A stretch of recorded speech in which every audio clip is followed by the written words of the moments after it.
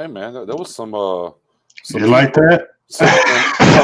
Some peaceful ass music right there, man. I was like, shit, let me kick back. This fire going outside. I might just take my ass a old nap real quick while we counting down. Boy, hit the music. I heard that do do do do do do. I said, "Am I playing Final Fantasy VII on PS1? I don't know what's going on." I'm like, let me just lean back.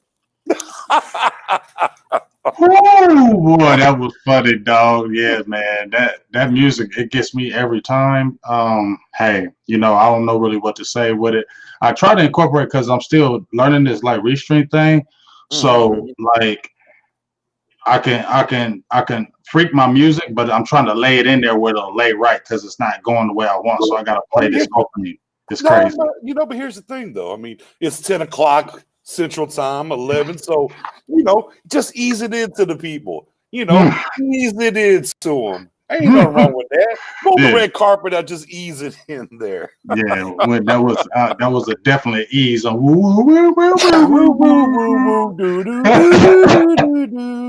I said, damn, I'm back on PS1 in the cutscene. Hey, let me give a shout out to the members that's jumping in the building, people in general who's up in here. Kid Roscoe, my band, Isaac Hamilton, Uncle Charles is in there. Rue Glock, what's up with you? Keep on coming in. Make sure you like, share this as much as you can. We're going to talk some Cowboys football. Make sure you hit that like button. If you're in the feed, like a lot of people say, it don't cost you to like it. It is free. And if you haters in here, because I know you are, you can like it, unlike it too. It's all good. Shout out to my people here on Facebook. First comment, Joseph, what's going on with you? How about them Cowboys? LOL. Yeah, it's a lot of that. But hey, Joshua's in the building. Boothang just jumped in. So let's talk some Cowboys football, dog. We obviously it's Victory Monday. If that's what you want to call it. I'm not even doing the team tank thing. It's just I'm gonna just keep it real, dog. I don't want to even sound like the bad guy, but I ain't caring right now. Like if we win, great. If we lose, I don't really care. Just keep on showing me some good work. I was liking some performances of some of the guys that I seen on the field. So that's what I was cool about. I'm not happy about beating no Bengals. They're trash. So I'm not excited about beating no Bengals. But I will say the defense, played better. But they got the win 30-7. What's your kind of impressions on the game and the outcome and how the Cowboys look? At the end of the day, the big thing they talked about after the last game was effort, right? That was thrown around a lot. We heard even from, Jalen Smith, we heard from Ezekiel Elliott and, even the coaches and, effort has to be there from the players and the coaches and whatnot. And I think one play in that game showed effort the best was they were game tackling the running back, and Antoine Woods from about 5 feet away went Superman just to jump on top with the other 4 or 5 Cowboys. So the effort was there. Obviously 12, 13, 14 weeks into the season, you don't want to have talks about effort. If you are, you're probably about 3 or 4 win team, right? I wasn't excited. I'm like, okay, we beat a team. Obviously, we should have more talent than them with the injuries they have and whatnot. The best thing was we won a game and we still have a top 5 pick. So, it was the win-win situation. I hate to lose. I'm not Team Tank. I want us to play hard. I want us to do the right things. But if we're going to win, make sure we stay at that, that nice good top 5 pick, and that's kind of what it is for me, man. At the end of the day, good effort, Well, let me ask you something. Why do you like that? Why do you want that top 5 pick so bad? Do you think this is an impressive draft? Who are you going to get? Do you already have somebody in mind that you want to pick a top 5? If the Cowboys stay right there. No, look. And now we're getting to this, the talking heads around the way and different things you're talking about. Well, now all of a sudden this draft isn't very good and it's not very deep and it's not top heavy, and that's all fine. And that's all fine and dandy. Here's what I always know about every single draft. And if anybody doesn't want to believe me, just go back and look at every single draft. There's 2 quarterbacks right now, basically, they're talking about the top 2 or top 3, right? Justin Fields, Trevor Lawrence, right? Trevor Lawrence, the clear-cut one, Justin Fields. Every single year, because this is a quarterback-driven league, you'll start hearing about another 1 or 2 quarterbacks that gets pushed up the board, and all of a sudden, somebody has to come get him. And I want to be in that position to be able to, whoever that guy is, for them to come up here and come get him and let me get some extra picks and try to, sprinkle this thing out and help this defense. I'm not looking to stick it for. So what I'm looking to do, I'm looking for somebody to come and get somebody and let us get some more picks. Yeah, I mean, I'm definitely down with the picks thing. I'm not really cool with. Obviously, when you have that pick, you're going to get the top pick in every round. So you're going to get the plethora of good talent in that top half anyway. At the end of the day, this is what I say about getting the picks, BJ, in my opinion, is because it is a COVID season. And because it is a COVID season, you're not going to have a lot of the games that you usually played this year, right? There was a lot of players that opt out. Top players opted out this year. You're not going to have some of the bowl games that you usually had. There was a team that just backed out. I can't think. It just backed out of a bowl game. East Shrine Bowl game, I believe, got canceled.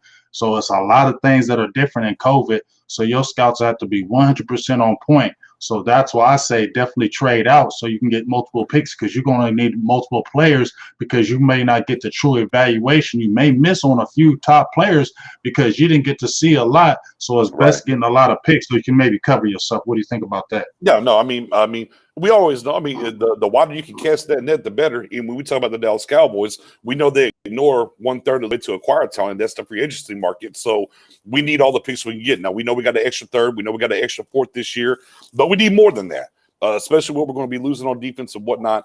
For me, and you're already starting to hear things. Sewell was like the slam dunk guy offensive tackle. Well, he didn't play all year. Is he the slam dunk guy tackle to go get now? And you're starting to see this draft thing. It's not our first rodeo, man. This thing's going to change a ton between now and by the time we get to March into April.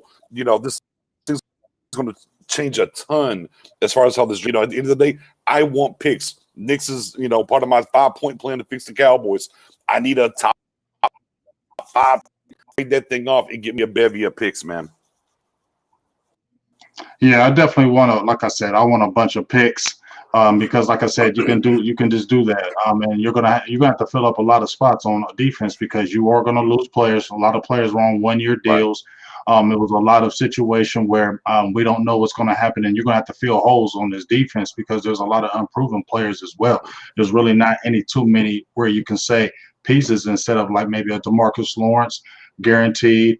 But beyond him on that defense and Trevin Diggs, which you like, and then you may have found something in a Donovan Wilson. To me, right now, the jury's out on LVE. I thought he could play the mic, but I just see he's still not physical enough. I don't think he's physical enough for that position. He's better chasing down Will. I don't feel like Jalen is that guy in the middle. So, you know what I mean? I see those maybe 3 guys as building blocks, but you still need defensive tackle.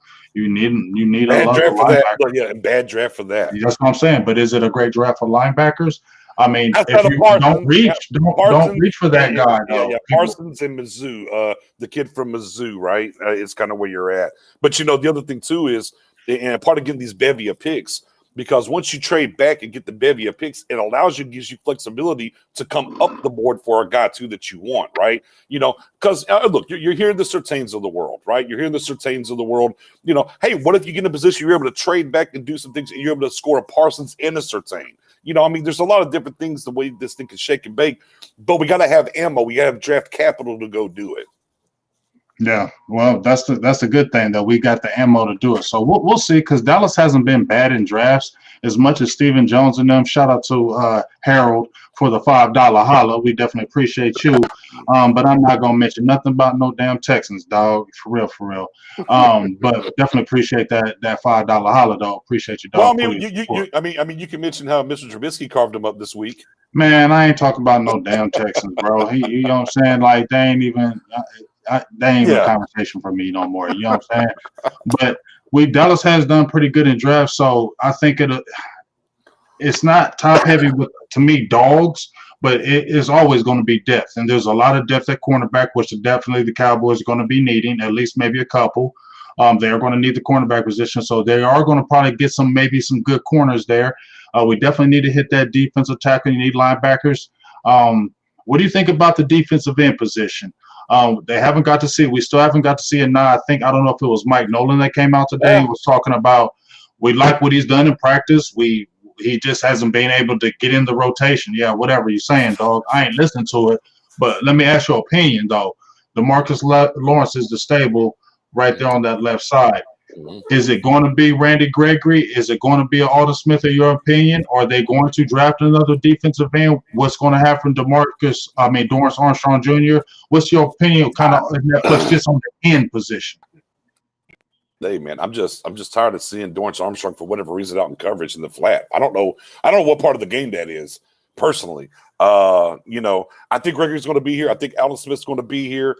The Anais situation is a conundrum. We've talked about that before. I like that word, conundrum. Yeah, it makes no sense. I mean, we've got to see, right? You saw your first round pick, CeeDee Lamb, and he cooking folks. Okay, Mhm.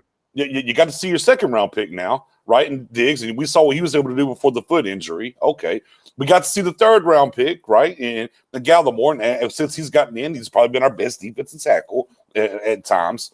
We've got we've got to see Bradley Anais' undrafted teammate get out on the field and get some reps, and Francis Bernard, and the fact of, we drafted him because we're going to be this multiple defense, and we don't know if he can put his hand on the ground.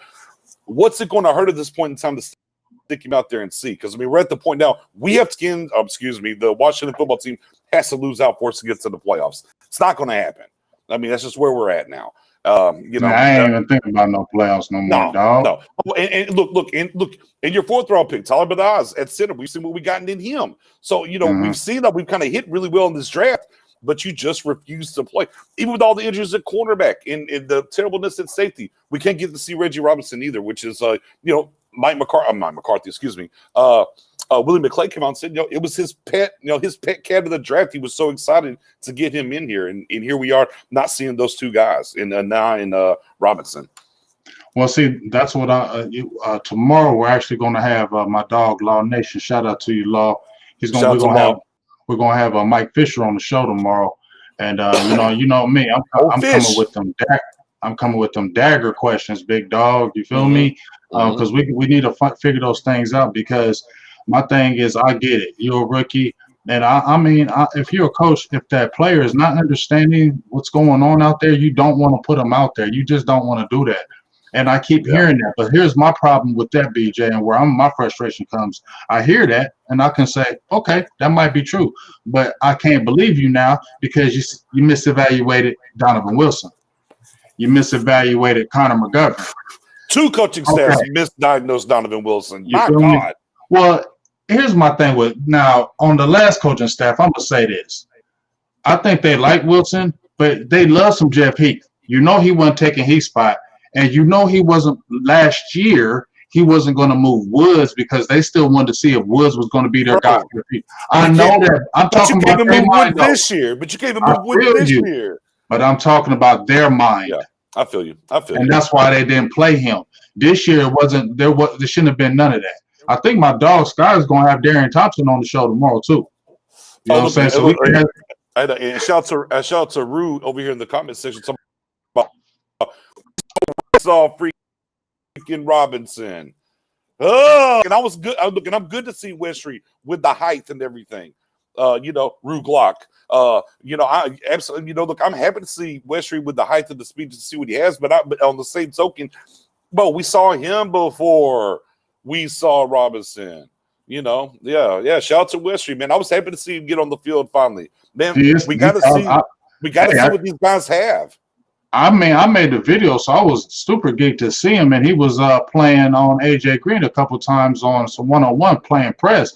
But my thing is, I hate seeing this press coverage, and I can't never see these guys ever put their hands on these players. That's weird to me. You play press coverage and you never put your hands on them. But that's another whole thing. You feel me? That's a whole nother thing. But let me ask you: we know Gregory's coming back, right? Yeah. Are they going to in this draft? Do you think they'll take another defensive end, or do you think it's going to be a Randy Gregory, Alden Smith thing? Well, at the end of the day, and don't leave an eye out of that as well. No, I'm already counting an eye. That's what I'm saying. I already know he's going to be in the mix, but they could throw him on the left side too. That's true. But that gives you 4. That gives you 4 right there. And I just think, again, as I had this comment in the Start Game group yesterday, it might have been yesterday or today, and it's like, well, we got to add beef to the line, blah, blah. I said, until we know exactly what we're going to run defensively, you can't just go start getting people and throwing them in here. I mean, we got to know and understand what we're going to do, because somewhat of the Bradley Anae situation to me is they think in 3-4 he was going to come off the edge. It's just what it is. Now we're seeing Alden Smith kick to the inside because we're seeing with this 4-man front and not standing up anymore, as we saw earlier in the season, right? And so on and so forth. So until they figure out that defensive coordinator, whether it's going to be Nolan or somebody else, right? We heard Steven come out and co-sign McCarthy. We got to wait and see on whatever else happens. But, I mean, again, until you figure out what scheme you're going to run, I mean, what are you going to do, right? Because we go back and we buy what we're always told, right? We didn't take TJ Watt because we took Taco because he couldn't put his hand in the dirt or whatever the case may be. And we're kind of back and forth with those things. And if we don't get a clear-cut answer of what we're going to run, they're going to draft guys again and say, well, we drafted him for this and not that. And we'll still be sitting here chasing our tail like we always sit here and do, man, when it comes to these players that don't get on the field. Do you want Alden Smith back? Yes, I said after week 3, week 4, yes, I want Alden Smith back. Yes. Why do you want him back?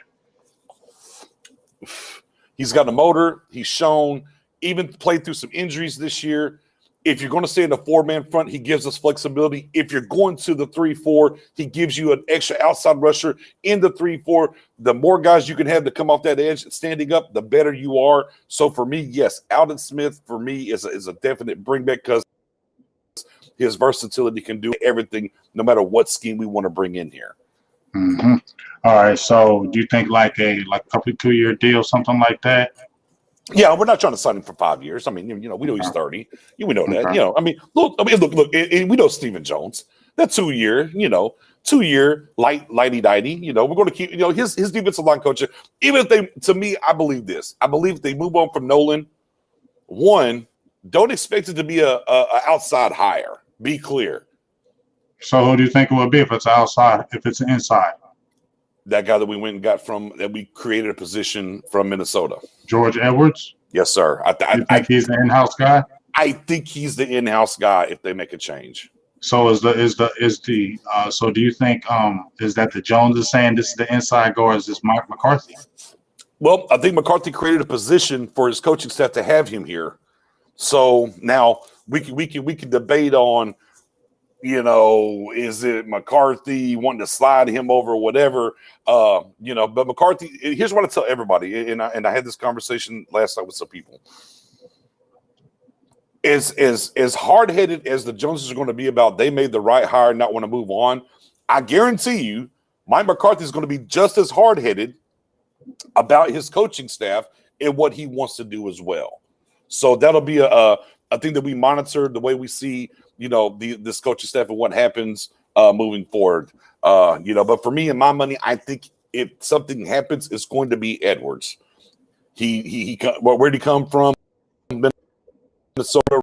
There's a year, when we were 5-11, we still had top 15, top 10 defenses and whatnot. I just think that's going to be the but what's mainly on the roster to get that thing moving, and then they can draft to do some things with it. I just don't think, just like when we got rid of everyone and Kellen was hanging around and then Kellen stuck around, I just kind of feel like on his defensive side of the ball, yes, Nolan might. Look, how about this one? Maybe they shift Nolan to a different position and don't even fire him and just move. They probably would. They probably would, because they don't want to look like we messed up, so that'd be nice and just move them over position. But at the end of the day, it's okay. I mean, I heard Jerry talking about, well, maybe we've been messed up and maybe we shouldn't have went with that scheme and maybe we should have did this. It's okay to say, man, you know what, we effed up. We dropped the ball on that. You know what? Maybe it wasn't the right move. We shouldn't have did that, and now we're going to go a different route. It's okay to tell fans that, because I said maybe the fans will be more forgiving and won't hate and be so mad and stuff if you just come out and say that. But when I hear Stephen Jones talking this nonsense and this mumbo jumbo talking about Mike McCarthy has done some good things this year and he's done some really good changes, man. No, come on, dog. I don't like hearing snow. That's the frustrating part when I hear those type of things, because I feel like y'all still ain't seeing the big picture of what the hell is going on here. And what the hell is going on here You shouldn't have brought Mike Nolan in. I wasn't hating on the hire, but I wasn't jumping up doing backflips on the hire. You feel me? And now everybody, we see why. We need an aggressive. If George Edwards is going to come up in here, dog, I ain't saying you got to blitz every damn down, but you better figure out some attitude up in here. And I hope George Edwards, that guy, I don't give a hell and a flying F if he went over there and was at Minnesota with Mike Zimmer. You better come over here with some things. I'm not saying he's a guy, but I feel what you're saying, how it could be in-house because I know how Dallas is. But if you brought him and you kept him here a year and he got to see all these guys and y'all already been cahoots, you better come in here with some fire, dog, because ain't nobody trying to hear the same BS with this defense, dog. I'm tired of it being mediocre. I'm tired of it looking back and forth. I understand the injuries, but there ain't no excuses for that because the offense, big dog's been more. I mean, well, we've had plenty of injuries on the defense, but I don't give a shit, dog. Y'all got to play better than this. You know, at the end of the day, and then too, right? We were sold the pipe dream of, hey, you know, we're going to press, we're going to be attacking, and we've been look. I don't care how many times you took an L at corner or whatever, bro. We have, even when we're healthy at corner, we're not pressing. There's certain things that we're not doing, right? We moved Jalen so we can free him up to attack and come towards the line of scrimmage and stuff. And there's just certain things that we haven't seen this year, period. Overall, you know, so yeah, I mean, Steven's going to do Steven things. Here's the one thing. Let me ask you this though. Boy, Jerry's been awful chatty the past 2-3 weeks all of a sudden. Who? Jerry. Awful chatty. Awful chatty all of a sudden. It lets me know Jerry's not very happy. That's what it lets me know. It lets me know that Jerry's not. Now, whether that's going to translate into anything, who knows? But what I do know is Jerry has become awful chatty the past few weeks. So it'll be intriguing to see what these changes and what happens as we move forward into the offseason, man. Right. Let me answer this. Hold on. My God, we're out here. Literally, Cowboys is out here begging to get Wade back. Here's where we're at in 2020. I'm not begging him back, and Wade's a beast. Let me give this guy Danny Lomas, bro. Danny, nobody's ignoring your comments about Jerry Jones. Okay, that has been known. That I've said that a billion times. We all know about Jerry Jones and what he is, what it is. So that's not something that's brand new over here. You get what I'm saying? So nobody's ignoring that comment. So let me let you know that. But like, listen to Rue Glock, man. Hit this damn like button. If you're in this feed, man, share this number one and like this in here. Don't be in the feed just sitting here and don't like it. If not, then what the hell you in here for? That's weird to me. But anyway, but as you were saying, Jerry has gotten real chatty, but you know what?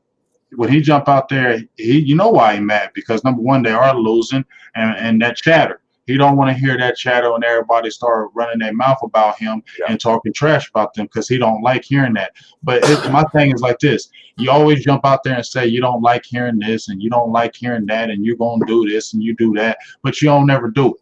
You get what I'm saying, dog? That's why ain't nobody listening to you no more. You feel me? Y'all talked all this talk of how y'all was going to sign Dak. Y'all didn't do it. Now y'all talking all this talk again. I don't believe nothing you Jones to say no more. You get what I'm saying? So y'all need to, fix this. Y'all need to make this right. But I already know why this ain't going to be right. But I ain't going to talk about it because that's just the whole thing. I don't want to be the negative guy. But don't be a negative, Nancy. I don't want to be that negative guy, dog. But it's bigger than that. You know what I'm saying? Well, like, what up, Ray Humphrey, my dog? You know, it's bigger than that, BJ. Like, we can talk all this stuff.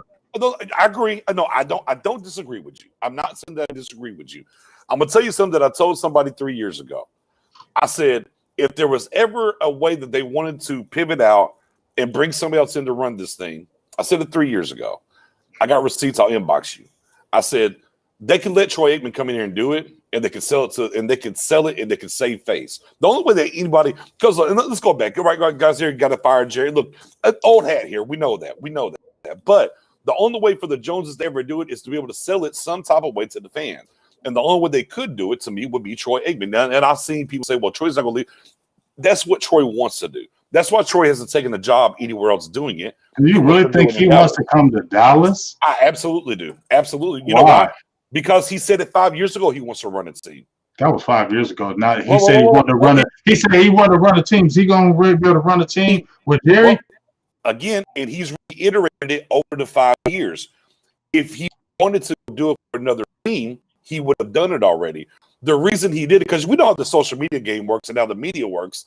You're saying stuff to plant seeds. For sure. What he's done as far as an announcer cannot be taken away from him. And as a competitor, and you'll understand this, as a competitor, after you've cornered your market, what else can you do? You want the next challenge. You want the next challenge. He's got enough money for his kids, grandkids. He wants another challenge now. And the reason to me that he always seems to bring it up is because I think he wants to do it here and now. He don't want to uproot the family and move and do all this other stuff. Where does he live? Right. I think, again, and if the Joneses are smart enough and whatnot, it's a way that they can sell it to the fans, save face, have a quote say, and see what happens. But I mean, neither here nor there. I mean, but again, now, if that was the move, right, in the offseason, and the Jones said, hey, man, we're hiring Aikman to run the football side of things, and we're taking a step back. How would you feel about that first and foremost? If Jerry actually said, we're going to take a step back and let Aikman run things, I don't know what the fuck I would do on that one, dog. I'm keeping it all the way real. I don't know what I'd be like, damn, for real? Like, but here's my thing. If Jerry actually did that, which I do not believe, because he already said he ain't firing himself. He said when you own your stuff, you don't fire yourself. So that's why I don't believe he's gonna do it. And he's 78. Ain't no 78-year-old motherfucker, excuse my language, all of a sudden gonna step his ass down and let somebody else run the shit when he been running for 20-something years, dog. I just don't believe that. And if he did, I'm gonna let my family run it. That's why I ain't even. Let me give you a different slice of the pie then. Jerry's gonna sit back here and he said, man, I've let my son run this damn thing for about 4 or 5 years. I don't like it. So it's really about replacing me. I'm about to tell Steven, hey, Steven, you know what? You had your chance. You pushed up against someone I wanted to sign Dion. Man, I'm going to bring Aikman in here so I can sell and get these tickets and make some more money. And we're just going to fall back. And whenever I'm gone, you can figure it out once I'm gone. But, I mean, it's just talking fairy tales, though. Fair. Well, that's fairy tale. That's not real. Okay, well, how else are we going to fix it without a good old fairy tale? That's what it is. I don't even want to say that, dog, but that's what it is. When I listen to this man just come out this week and say, you know what, I did this, I did that. You know, you don't fire yourself. I'm getting the criticism. You think anybody says I'm doing good? That's all right. I can change. I will change. I'll get this right. He's just a controlled motherfucker. It's almost like a person who has got a alcoholic problem, right? You know what I'm saying, BJ? They're alcoholic. They are fierce alcoholic. And what does an alcoholic always say? I got this. I got this. I can do this. You know what I'm saying? I got this. Just let me, take my time and do this, and I can get this right. You know what I'm saying? Because they always feel like I can do this because they always in control of things. And that is the problem. And as long as he feels like I can do this and I can control this and make it work, we still gonna go in the same evil circle because the same still things happen. You don't take care of your right people in Dak Prescott. I don't feel like it's a coincidence, dog, that Dak has not been hurt all these years, and then you didn't sign him, and then he gets hurt. I just feel like that ain't no coincidence. And then all of a sudden we have these big rash of injuries like we ain't never had before. That's things you don't take care of. Dog, when's the last time you see us have? When's the last time you see us have this many kind of injuries? Hold on a little bit. And I warned everybody before the season started with the way this preseason went. Yeah, I knew injuries. It ain't just us. There's teams. I know, but we've been against smack. Us in the Niners. Look, and look around. Everybody in our divisions played with 3-4 different quarterbacks, or at least 2, Philly, but everybody else played with 3-4 different quarterbacks. It was just going to be one of those things because of the way the season was set up. Now Dak on his front, bet himself 2 times, and I hate that for Dak, and I hate what happened. But, and the silver lining here is his stock has went up because of that. A lot of people thought it would be hurt, but I think it's went up because of that. But, I think around the league, if you look around this league, from the Von Millers of the world to the Odell Beckhams of the world, you just go around this league. I just think the way that this thing was set up without a really good, true, traditional off season because of COVID, we were just going to see these things, and that was the one thing I kept begging the table during this training camp. Man, just let us stay healthy. And I said, I think the team that wins the Super Bowl this year, I can dial the tape up. The team that wins the Super Bowl this year will be just the team that stayed the most healthiest. And look, not unfortunately, but if you look, Go look at Kansas City Chiefs. As good as they are, they've damn near probably stayed the most healthy out of anybody. So, I mean, it's just one of those things, man. And then of course the other thing too that I talk about, so even the blind squirrel finds a nut here and there, right? Because everyone says, "Oh, we're just the Raiders now with Al Davis." Well, damn it, the Raiders found a way to a Super Bowl in the 2000s at least. Can we? What are we doing out here? Help me. I mean, but here's the thing: is Stephen Jones going to be like Al Davis's son? Because Al Davis's son took over the team, made your boy manager. They took out the booth. What's his name? Mike Mayock. He had never been a general manager. That's crazy. That was wild when we said Mike Mayock out of there. I was like, wow. But I mean, but look what they're doing. Look in 3 years. Mm-hmm. Yeah, I mean, gotten better each year. I mean, yeah, I mean, it's just something. But why is it? Why is that though? The owner gave the general manager and the coach the power to be able to build that roster, and he stayed the F out of it, right? Right. That's why it ain't gonna happen with us. That's why it still messes up, dog. Because when you got who's in the draft room, our owner, like he's in everything, dog. Like every week, you just said Jerry's talking again. The fuck? What are you talking about, bro? Nobody cares. What are you talking about? You talking about winning, or are you gonna fix what? After 20-some years, what you fixing? What you fixing? What you fixing, Jerry? What you fixing, Steven? Because a lot of it's broke, and it ain't really broke. But it's just. You know what the frustration is? Let me ask you this. I think the biggest frustration is this to a certain extent. And here's the angst of Cowboys Nation. We're seeing a lot of the same shit. So we believed it was so much of the previous coaching staff, and man, injuries aside or whatever, we're just seeing a lot of the same tendencies with this coaching staff that we have now. So then you're like, was it the players? Is it the coaches? But I was like, well, then we got a whole bunch. We brought this coaching staff in, and it's supposed to be so much different, and it's really not. And it's just, I think it's just frustrating for Cowboys Nation in general, just for the simple fact that we brought in a new coaching staff. We thought it was the big new breath of fresh air. Right here comes McCarthy to get us over the hump, and again. Man, he's going to have probably it's going to be pretty close now since he got to win number 4. But I mean, Jimmy Johnson went 1-15 his first year. If he sticks at 4, it'll be the second worst first year as Rain or Steven, however we want to cut that thing. And I see a lot of people in the comments about William McClay. Look, you'll get an argument with McClay. We know the Colts will try to get him, the Texans will try to get him. William McClay does. I had to go to bat for him because I had some people say, well, if he drafts so well, why isn't it going to the field? I said, look, he can only get the talent here. Once the talent's here, it's no longer his job. It's the coaching staff and whatnot to get these guys in position to win. So, I'm not here for the William McClay slander, but on the same token, but they're going to sign him a different bag, change his title a little bit different. They're just not never going to give him the GM tag.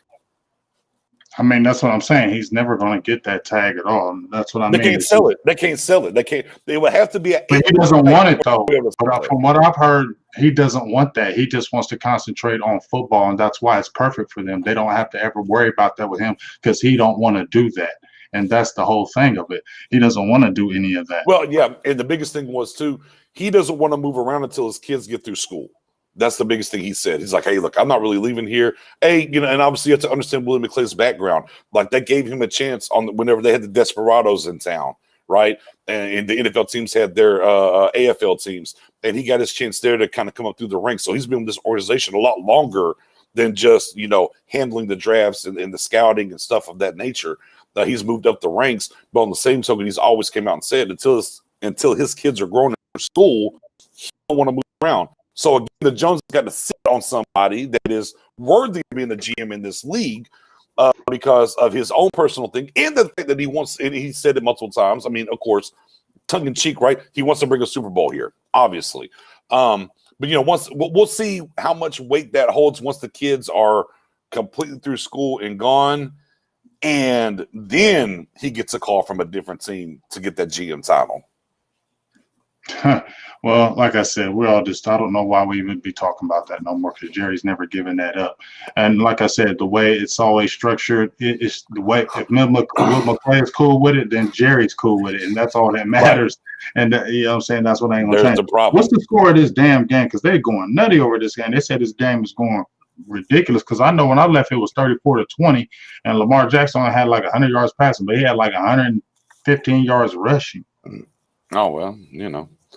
Lamar And would that's do Lamar things. but you know what? That's frustrating right there. Cleveland. Look at them. They get a new head coach. Yeah. They had a whole new staff. Yeah. And look what they did. Yeah. But once again, the owner said, "I'm gonna get the right kind of people." He had to look. Here's the thing. 42 overtime. Damn, that's wild. But look, check this out though, BJ. Haslam. People was clowning Haslam, right? And they were saying, Haslam, man, oh, what is he doing over there? And he went through some people the first 3 or 4 years before he got it right. It looks like he may have finally got it right. But it was okay for him to do that turnover to get it right. See, the Joneses don't want to do that because they don't ever want to look like they unstable like that. That's why they'll ride out something. And they got to stop doing that. If something's bad from the beginning, you got to eliminate it. Like the Mike Nolan thing, this is one of the worst defenses, just like when you had Monty Kiffin when he came in, this old ass was 100 years old, and you brought him on the scene, and he tore up that damn defense, and you see what happened, got rid of him. You got to do the same thing with Mike Nolan. Only reason why Mike McCarthy gets a pass because he gets one more year with this offense, and to me, Dak Prescott. But if he come in next year and he on that fugazi stuff too, he got to go, dog, because he bamboozled me for real, because you could have just lied to kick it, bro. You was over there doing all these analytic shits and doing all this videos and all this on ESPN, fooling everybody like you was studying and shit, and you wasn't doing nothing, dog. You was basically, and I hate to admit it, you low-key was probably living off Aaron Rodgers, because when you got an Aaron Rodgers, we seen BJ, that when you got an Aaron Rodgers, you can win games with a franchise quarterback, and he gonna win you some games. So now you come over here, and it's shown when you was at Green Bay, you didn't win with no damn quarterbacks. Brent Hundley and them Matt Flynn's, you wasn't winning with them guys. You feel me? You was only winning with Rodgers. Now you come over here, and you ain't winning. So my thing is, you ain't got no long ass leash, because you should have came over here better prepared than this instead of just talking that talk, and you should have been better prepared. And I know you had hella injuries, but still, dog, we still should have won games even with these injuries. Yeah, I mean, cold world, right? I mean, even at the press conference, he's like, well, yeah, I said it, but I mean, did I really watch every single Dak Prescott? And then you can zoom in and see Steven's face like, shit. Mm-hmm. Those things happen. You do what you got to do sometimes. You got to flub a little bit to get the job, and maybe he did a little bit of that to go ahead and get that job. It is what it is. He lied to kick it, dog. He lied to kick it, dog. Like he did, and I was on the mic. But I didn't watch the 2 yet. I haven't really. Go ahead. Okay, but I was going to say, I saw a couple of different highlights, and I've kind of looked around. Did Kellen Moore not have a headset on this week or a play call sheet in his hand? I don't know, dog. I'm gonna keep it real. I wasn't even looking at them damn coaches. I wasn't either, but I've seen it out there that he didn't, and McCarthy did, and hasn't really been brought up a whole lot. I gotta get to the all 22 a little bit and look a little bit and go. I still got to rewatch the game by now, but I'm just like, man, for me, like we kicked the show. It's hard right now. I'm like, it's the Bengals. Great, we beat the Bengals. Awesome. And I remember during the game thread, it's like, the defense. Where's this defense been all year? I said, let's be clear. I mean, they had some fumbles or whatnot, but they didn't stop. But they didn't stop them. Yeah, they didn't stop them. The Bengals outgained us. Total yards. They had more first downs. They had more passing first downs. They beat us in like pretty much in every major category except the turnover battle. That's where they lost, because they were moving up and down the field. They just had the dumb turnovers. But when you're a team like the Bengals right now and you're not good, that's what happens to teams like that. That's why they call them the Bungles for so many damn years, because of plays like that. You have the butt fumble, run right into your offensive lineman, you fumble, you pick it up. You know what I'm saying? You can run back for a touchdown. Those things happen when you're not a good team. So I can't even believe that people was even jumping up saying that defense played good when the Bengals ain't even good, and they were still moving up down the ball with Brandon Allen. They was moving up. They was moving the Brown. Ooh. Yeah, you feel me? They was moving the ball up and down, but they just had the timely turnovers. You know, and the other thing too, you know, their defense are not getting sacks or whatever. Boy, they were getting some timely sacks all of a sudden. But I mean, just overall, you know, what the mode they're in and whatnot, it is what it is. Ravens win apparently, so they were down and apparently they won. Oh, Ravens won? Cool, because I don't want to hear this dude's mouth. He always talking about these damn Browns. Now I get on my damn nerves. Always talking about the Cleveland Browns. But I can't hate on them. You know what I'm saying? Y'all fools is back. Y'all fools is back.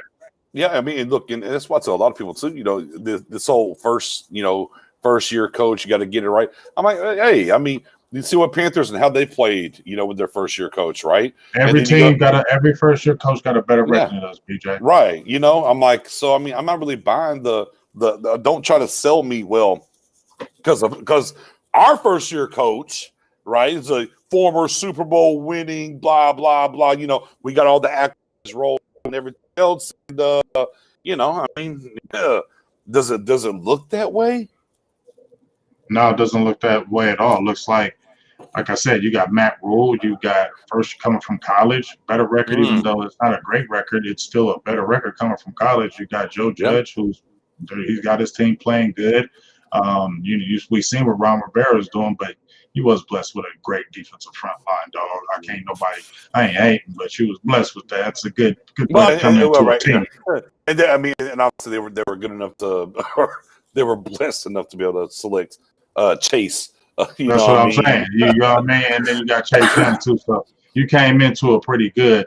But I like Ron Rivera as far as him being a tough, hard-nosed coach. But here's the problem that I have. You know, it's just funny how, like, we would say, damn, like a Mike McCarthy, and then let's say Ron Rivera. We see how he got them playing hard, right?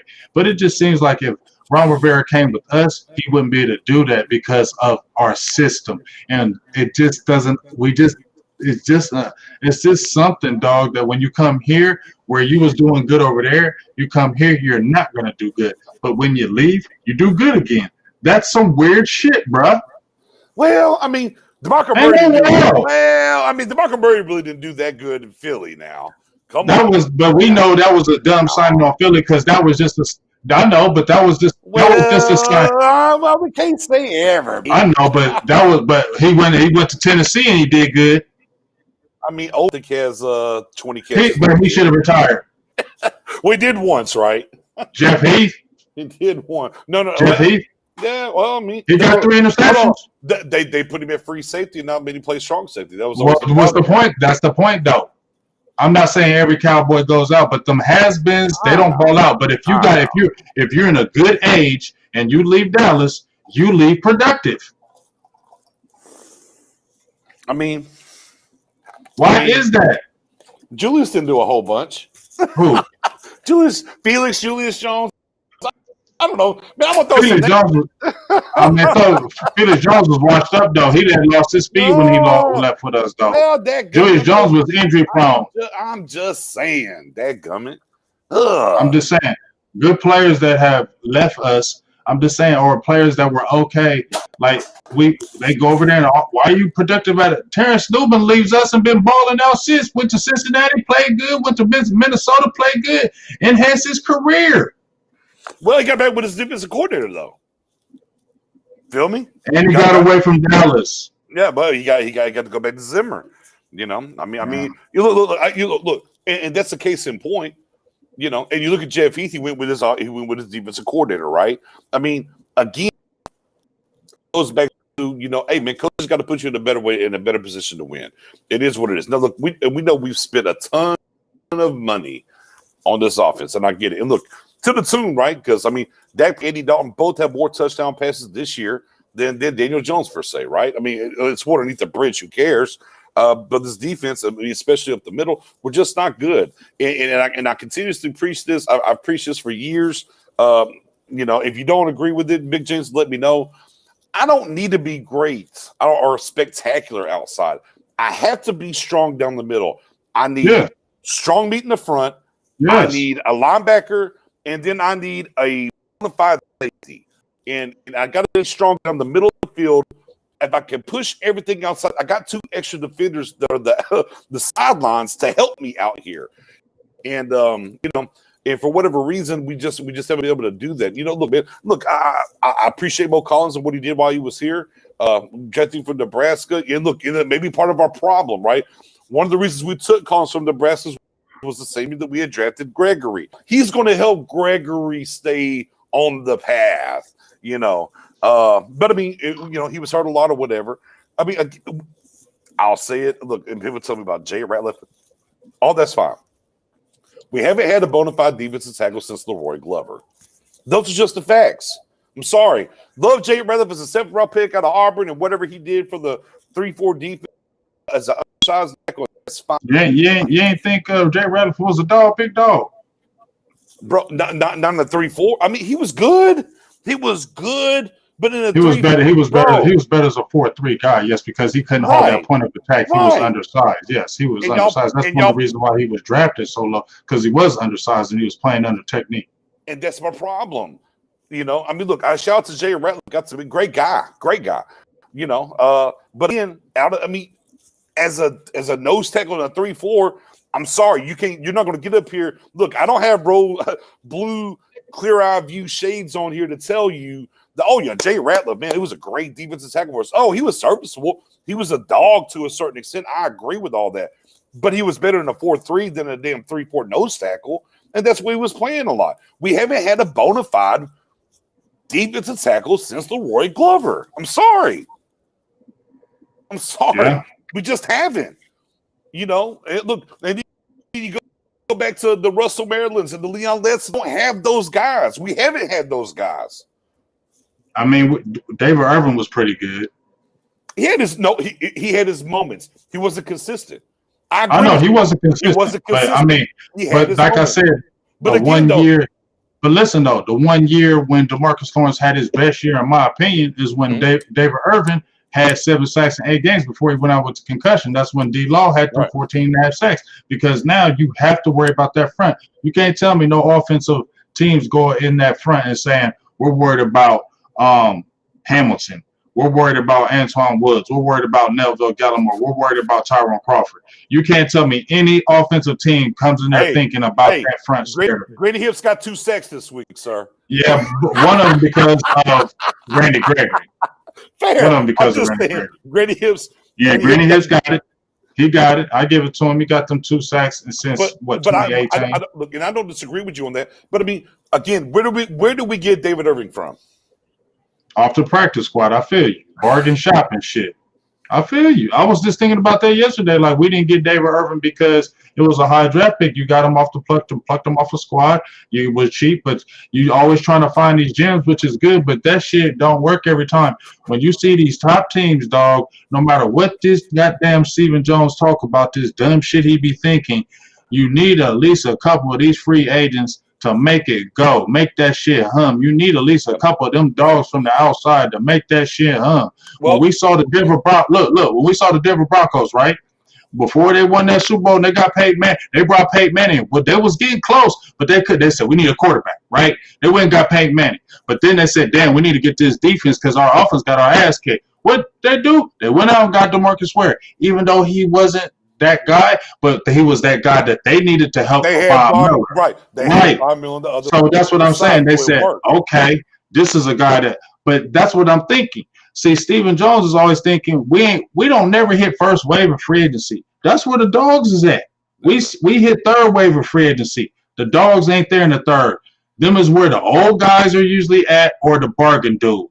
And that's just the way it is. And what do we get? Yeah, we got 2 name players in Poe and McCoy, almost them shut up signings. It had me shutting up, getting geeked up, getting hyped up because we had a fat boy in the middle, but he ain't do shit. You know what I'm saying? And then Jim McCoy got hurt, which I'll still love to see that. But even then, when them 2 played last year with Carolina, they were not good together.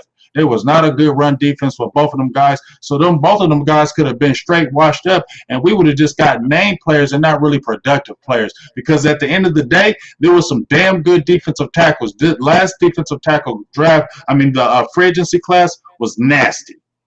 Was nasty, and they neglected it and waited till the last end of it. And now when you're looking at this defensive tackle free agent class, I don't think it's nowhere near as capable as it was last year, and I feel like they missed out because they was doing that dumbass shit.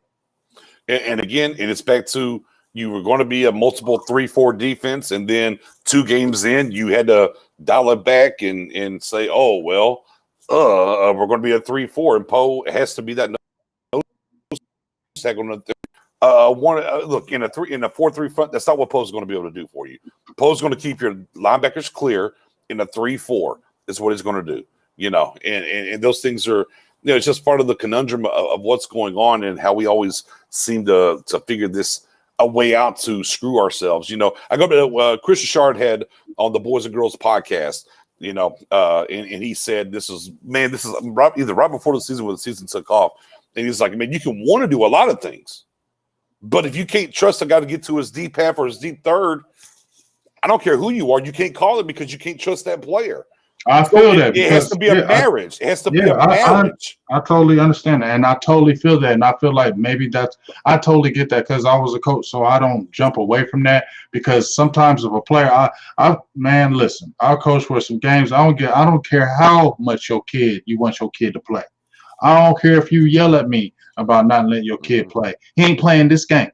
Because guess what? If I put him in on this play because you want your damn son to play so damn bad, as soon as I put your kid in this play, they're going to say, oh, he in the game.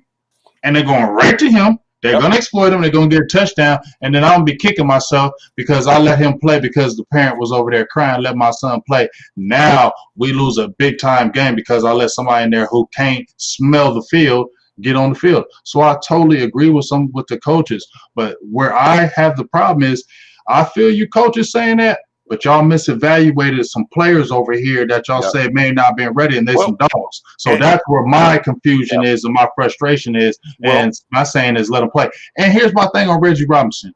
They're saying he couldn't get I don't know if this is true. We're having problems with him getting the damn gunner shit down at special teams. I don't know. But damn it, don't let him play safety. You draft him as a corner. I feel like the transition to play corner is easier to play safety. I played corner. I played safety a little bit in middle school. I know it's middle school, but it's still a different position when you're looking at the defense and when you're a cornerback. You got more responsibility as a safety where it's more dumbed down. I could play a coverage and play in a zone, and it's not going to be too crazy for me. You can put a Reggie Robinson in for that, couldn't you? You would think. I mean, you would think, and then even on the backside of that, right, is the marriage of player and coach. Like you got to get a better player, right? Look, we can talk about Worley coming in here and getting cooked, and that's fine. I'm okay with that because he did. But you brought Worley in here the idea that you're going to be pressing. Well, if you don't let this guy press and do what he does best. Look, I get it. He was getting toasted. I understand. But you're not allowing him to do and be physical and be what you brought him here to be. And then you put him on the street. It's like, okay, well, whose fault really was it? You sold him on the idea of you're going to come here, be a press corner. That's why we buy the 6 feet tall, 6'1" big guys. We're going to press. Bro, we haven't pressed all year, really. We just haven't. I ain't seen nobody put no hands on nobody. I don't know if it's it ain't like it's illegal that y'all ain't allowed to touch people. I don't give a hell. You playing press coverage, and what's the point of you? Okay, listen, I'll see if you don't playing press. You don't want to play press because you got maybe a 5'10" guy and you're worried about him maybe getting manhandled a little bit to a 6'3", 6'4" receiver.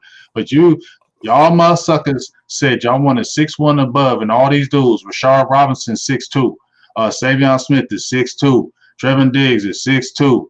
You know what I'm saying? These guys are the big guys that you want. So Chris Westry, damn near 6'5".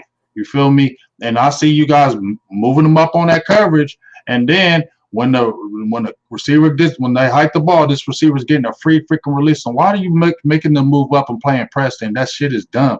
Like, I don't understand what y'all doing. And I'm the one that was advocating Al Harris, like, because you're an aggressive type corner. You was the aggressive press corner. You was that press guy wherever. That's why I feel like, why'd they get you? Because you was the press guy. And then even when you was at KC, you had Marcus Peters. So you had a guy that could get turnovers.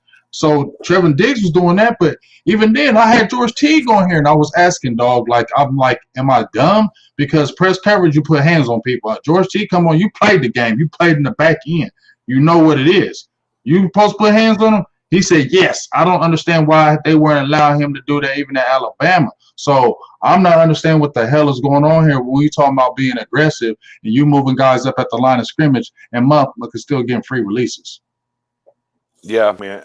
And again, that's back to if you're scared to play that damn defense, then don't press. If you moving them up there, then put their damn hands on them or sit their ass down.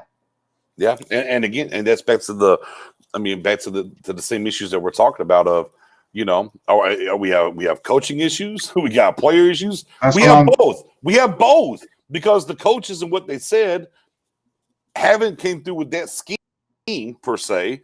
On the other side of it, the coaches will say, well, the players can't do this scheme, but we already know, James, we already know these same guys, culprits, are going to be here next year.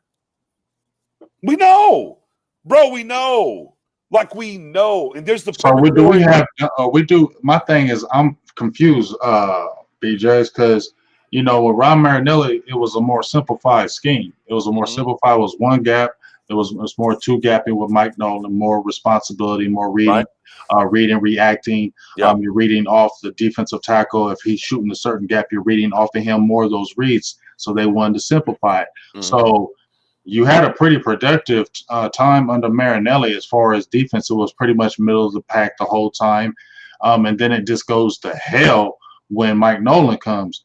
So then you have players come. Well, you have one player say scheme. The other one's like, ain't no problem with scheme.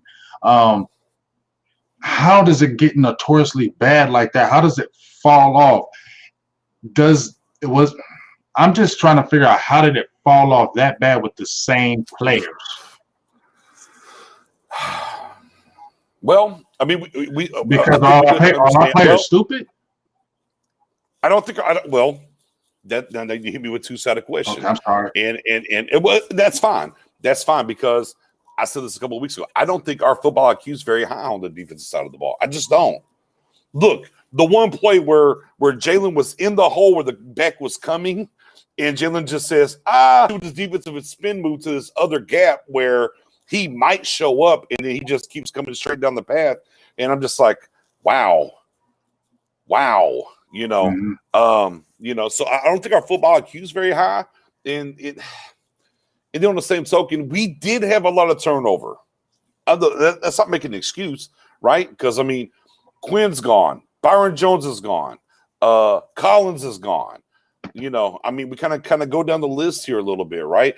And we had a lot. Heath's gone. You know, I mean, there's guys that are gone, you know, that we had to replace them with. And we can say some of these guys worked and a lot of these guys didn't work, you know. But to me, here's my thing. We've been talking. I'm going to say it, man. We've almost been talking for an hour.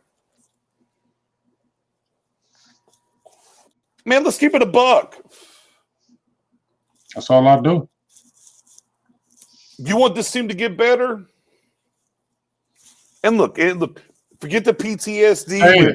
Look, forget the PTSD and they won't spend money and the front office and the Joneses are terrible and the whole. That's fine. All that's fine. All that's fair. All that's fine. Man, blow it up. The only way to do it at a certain point is blow it up because the main characters that are here have been here for 5 to 6 years. The main characters. Ain't one shit. Blow it up. What are you scared of? Blow it up. That's the problem because they're scared as hell, dog. That's the problem. See, you jump out there and say that. I don't have no problem blowing the shit up. Let's just say, let's bump it. Let's.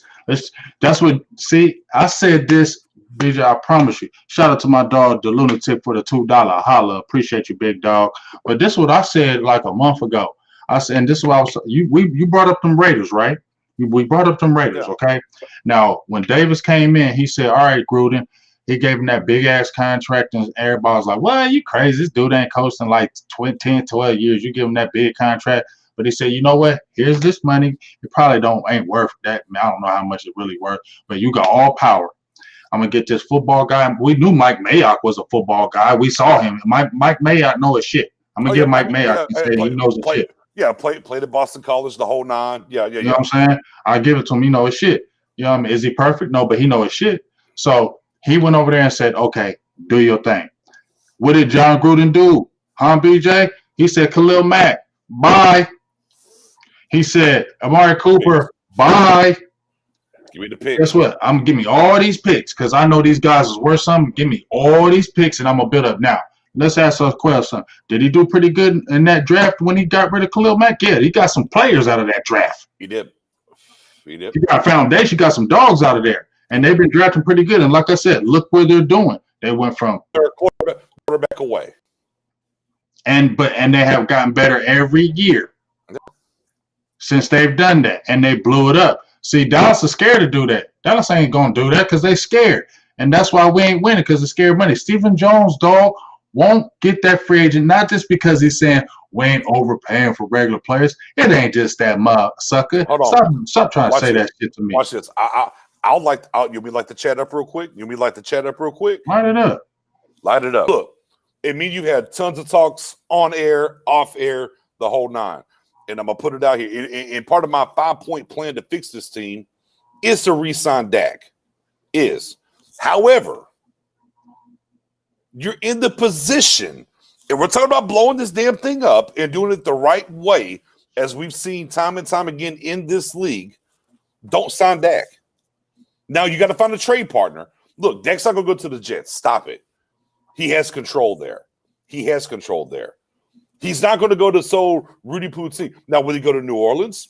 Probably. Would he go to the Colts? Possibly. I structure a deal and get him up out of here. I love Dak, one to have here. It is what it is. I'm getting all them picks. I'm going to take them picks to go get the best quarterback I can get. And I'm doing everything in my power to go. For me, it has to be Trevor Lawrence. It is what it is. Okay? It is what it is. They're young, but they're trash. It's fine. They're young. Okay.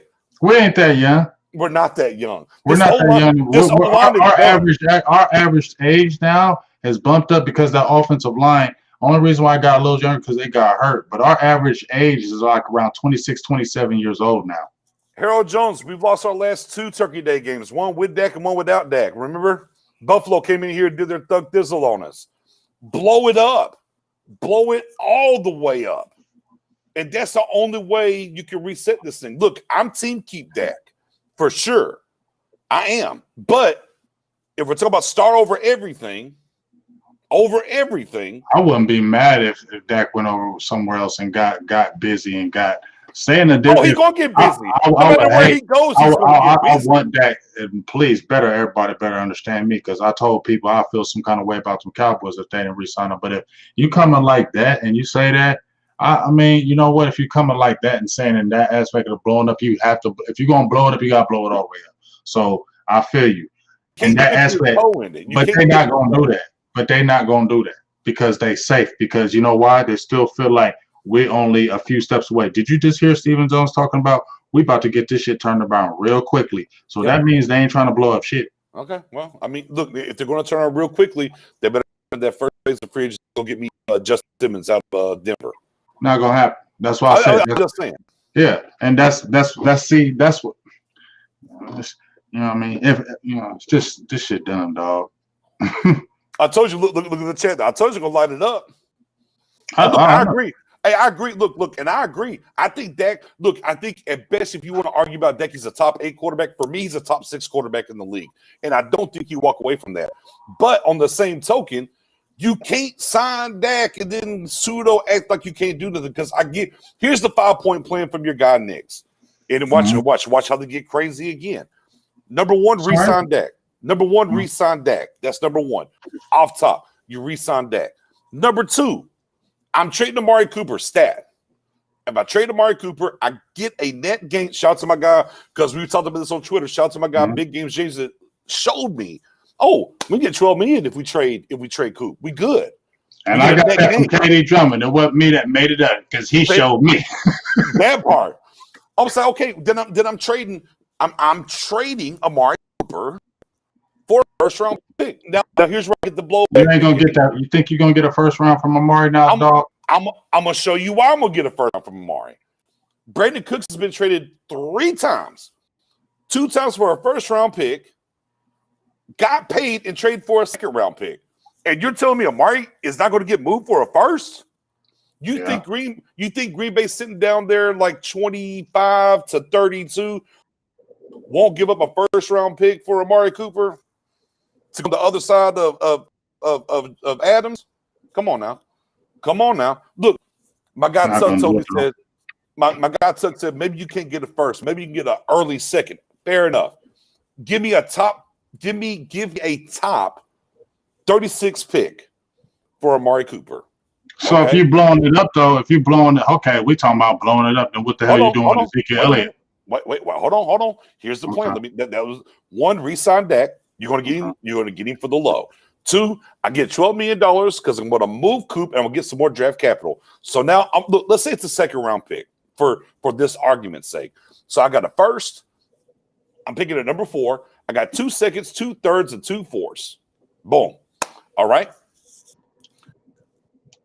Number 3, I go sign a bona fide safety to pair with Wilson. For me, it's Simmons. I $8 check and I walk away. I'm not worried about it. I'm cutting the check. People say, oh, well, Denver's going to go. Denver franchise tagged him this year. Guess what? They're not going to be able to franchise tag him again the second year, so he's going to be able to test the market. If I can't get him, then it's the Keanu Neals of the world from Atlanta. If I can't get him, then I look down there at New Orleans, and they got a kid that's coming out, right? So I go sign one of those guys. All right, boom. So I go get me a safety. All right, not sure free agency, whatever, but I get that bona fide safety on the back end with Donovan Wilson. Number 4, I trade that number 4 pick, and I go back a little bit. And I pick up now. I'm going to go back just far enough where I'm still picking in the top 10, but now I got 3 seconds, 2 thirds, and 2 fourths. Okay? So I got my first. Now, here's where people's going to get a little nervous. I lost Amari Cooper, right? He's a little bit of a weapon. We know he's going to get 1,000 yards playing for 4 different quarterbacks this year. Hey, that first pick, if I could trade back 2 times in the first, I would. I don't think I could do that, but I'll take Pitts at tight end from the Gators, and people are going to lose their mind. Oh my God, why would you go do that? But look, I got all this stash of picks to go do some things. I'm gonna go get Pitts to help in the middle of the field because that's where you win. If you go look at teams that throw the ball, it's not just about defense. The teams that throw the ball the most in the middle of the field win the most. Last year, the Kansas City Chiefs threw the ball less than 80 times outside the hash marks, right? They got a Travis Kelce. Pitts is that guy. Look, I love Joan. I'm Team Jaws. It is what it is. But I'm losing Cooper. I'm going to replace him with Pitts. And then I'm going to get Surtain. I'm going to do whatever it is I got to do to go get Surtain. And then I'm going to fill these holes defensively throughout the draft is what I would do. That's the pseudo on the fly, blow it up, do some things. The original plan was to make sure that I could trade up and do enough to get Parsons and Surtain. But my guy Owens, and we talked back and forth, talked me into, because I'm a Pitts guy anyways, but I'm like, he's not coming to Dallas. But if I lose Amari, maybe I need another weapon. Pitts would be the right kind of guy to get for that weapon. And then I add that defense on the backside. That's the pseudo blow it up and keep your quarterback. Nick's 5-point plan. It's not a bad plan, but like I said, I know. There was hurricanes and rainbows, and it was all kind of good fantasy. That was you remember that show Fantasy Island? But it's realistic moves. I know it's realistic moves. We're not all can see. This ain't bad. Yeah, but this ain't bad. Yeah. This is realistic moves. But this is me saying the plane. You know what I'm saying? Like that. It's a whole lot blowing up the house. You're not blowing up the house. You got CeeDee Lamb and guys. You're not blowing up the house when you have CeeDee Lamb, Michael Gallup, Cedric Wilson, and Noah Brown. You're not blowing up the house. You're not blowing up the house. Thing is, Jerry ain't getting rid of no Amari. Which is fair, which is fine. What do you think about Michael Gallup, though? But with that contract's coming up, why don't you try to? Would you look for this? Because he's gonna want to get bread. I don't think they're gonna pay him. I don't think they're gonna pay him. Okay, well, good luck with the. I guess you get a third or a fourth for him, maybe a low second. Yeah, but somebody might oversign for him because you know what I'm saying. Because he's still young, and they seen some of his numbers when he had a dog, and they started playing a little bit better the last few games. You know what I'm saying? So that may raise his capital a little bit too. You know what I'm saying? And we've seen it, Gallup get explosive. I'm not trying to trade everybody, but just like we said, No. when you got a team that's this bad with this record, everybody should be on the table. Right. Which I don't agree or I don't disagree, but as I tell people all the time, I get blowback on this plan a lot about trading Amari. Here's the thing. You have to give up a commodity that somebody wants to get better. Like a lot of people's like, oh, you should trade Zeke. Like trading Zeke is you're not going to trade Zeke. It's not going to happen. It's just not going to happen in this temperament, this NFL. He's not a tradable commodity. He's just not. The only tradable commodity that you really have that can help you do something with this team because you are deep at that said position is Amari Cooper. It just is. Look, and I love Amari, but damn. See, here go young Wilson asking me a tough ass question. Why you gonna ask me that tough ass shit right now? I'll answer it for you. You should want Amari more than Gallup. Absolutely. There's no ifs, ands, or buts about it. I'm not. But here's the thing: who's going to get more trade value though? It's not about Amari and Gallup. It's about CeeDee Lamb's going to be your number one on a rookie deal that you get a 5-year extension on the 5-year pick because you got him in the first round. Amari's coming. CeeDee Lamb's coming now. CeeDee Lamb's going to be your number one. He's just going to be. He's that kind of cat. I just don't see Jerry. I feel you. See, here's the thing. Coop's a dog. If you ask me who I want to keep, I'm gonna keep Coop because he's better than Gallup. Of course, Gallup is a solid number 2. CeeDee Lamb better than Gallup in my opinion. You feel me? You know what I'm saying? Gallup is a dog. He's gonna be number 1. Yep. Because he's a versatile. He can just do more things to me. You feel me? Than Gallup can. I don't know. He just can. But when I'm looking at, if I was looking at a trade though, it would be Cooper because he's gonna bring me the most. But Jerry ain't gonna do that because he love that damn offense, and Cooper's banging this year too. And you know, Jerry look at them numbers, and Cooper's banging this year, dog. Like Coop doing his thing this year, dog. As the guy said, brought up Pitts to get defense in the second round. No, I'm getting capital to come back into the first round to get defense still. That's the key. Like I'm trying to trade once, if not twice back, and I'm gonna take Pitts. I'm still going to get defense in the first round in the rest of the draft. It is what it is, you know. And of course, every time that we trade back with the cap not going up, right, that does us even better as it pertains to Amari Cooper. I mean, as to Dak Prescott. I mean, that's one of the better deals that they said, even the way they signed him. That would be the easier one to come off the books to be able to have money for Dak Prescott. That's what it has been said. That doesn't mean you just want to get rid of Cooper. Maybe they could have signed him with that thought. You never know. You know what I'm saying? That we don't know how that went down as far as the contract because, you know, Jamar Chase, I keep on hearing his name. I mean, getting talked again. I mean, is it Jamar Chase? That damn receiver over there in LSU. Everybody going nutty about that. They say he could. Chase. Yeah, Chase. Yeah. So I'm like. But you don't go there. Again, you have your number one. They might go. Well, you have your number one right now. You have your number one right now that's going to take over for Amari in CeeDee Lamb. You already got your bona fide number 2 in Gallup. Look, said Wilson has shown more than enough to play in the sun, do what he has to do. And we see Noah Brown's – and people forget about Noah Brown. Dude, Noah Brown's only 23. He got drafted at 19. Yeah, he young. Yeah, he hella young. I remember he hella young. The wide receiver, you can move Amari on. And here's the idea, because if you're keeping Dak, you're okay at quarterback with that wide receiver set. Then you add a Pitts to it. And those that don't want to believe in Pitts, man, go dial up the Florida tape and come back and holler at me. Pitts is bona fide. I get it. You don't really take guys super high, whatever. That's why I want to trade back 2 times. But the guy Pitts is real. Now, maybe you go Surtain first and maybe you let Pitts slide and then you trade him and go get Pitts. That's fine. But I mean, Surtain nasty, dog. But there's a lot of other corners in this draft, BJ. So Auburn. You can still get Auburn. You still can get who you talk about with what we talking about with Pitts. Because I've already said myself, I like Jarwin. That's my dog. I like how Dalton Schultz has come up, but dog, you still need explosiveness at that Yeah. tight end position, dog. We don't still have Blake Jarwin is not that explosive. He's like that gazelle, long stride to get the ball. He nasty after catch, but we don't have that guy to just stretch that super. You feel me, dog? Like I'm not, and don't be hating on me about no Blake Jarwin because that's my guy. But y'all need to understand what the hell I'm talking about. Right. That speed guy. You know what I'm saying? We don't really got that guy because Schultz is calling that utility. He can block a little bit. He can catch a little bit. You know what I'm saying? He can do a little bit of things for you, and that's why I kind of like him. He didn't step his game up. You know what I mean? But you can still add with that. But I don't know. We'll see what happens. It's going to be interesting to see as far as like what's going to happen with this Zeke Pollard because Pollard's looking a little bit better. You know, he's getting some reps. I mean, I ain't never trying to have Pollard start over no Zeke.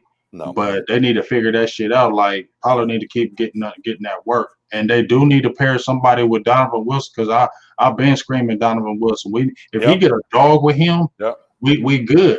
You feel me? If we get a dog, that's what I'm saying. If you drafted Robinson, if you drafted Robinson in that fourth round, that's why I'm frustrated because I'm like, let's see that dog be able to play with Diggs. So now you're like, okay, we got our corners that are set. So now maybe we ain't got to draft a high corner. So obviously Robinson must not be that guy. We all talking about corner in the first round. Well, I mean, we have to talk about corner because we haven't seen Robinson, you know.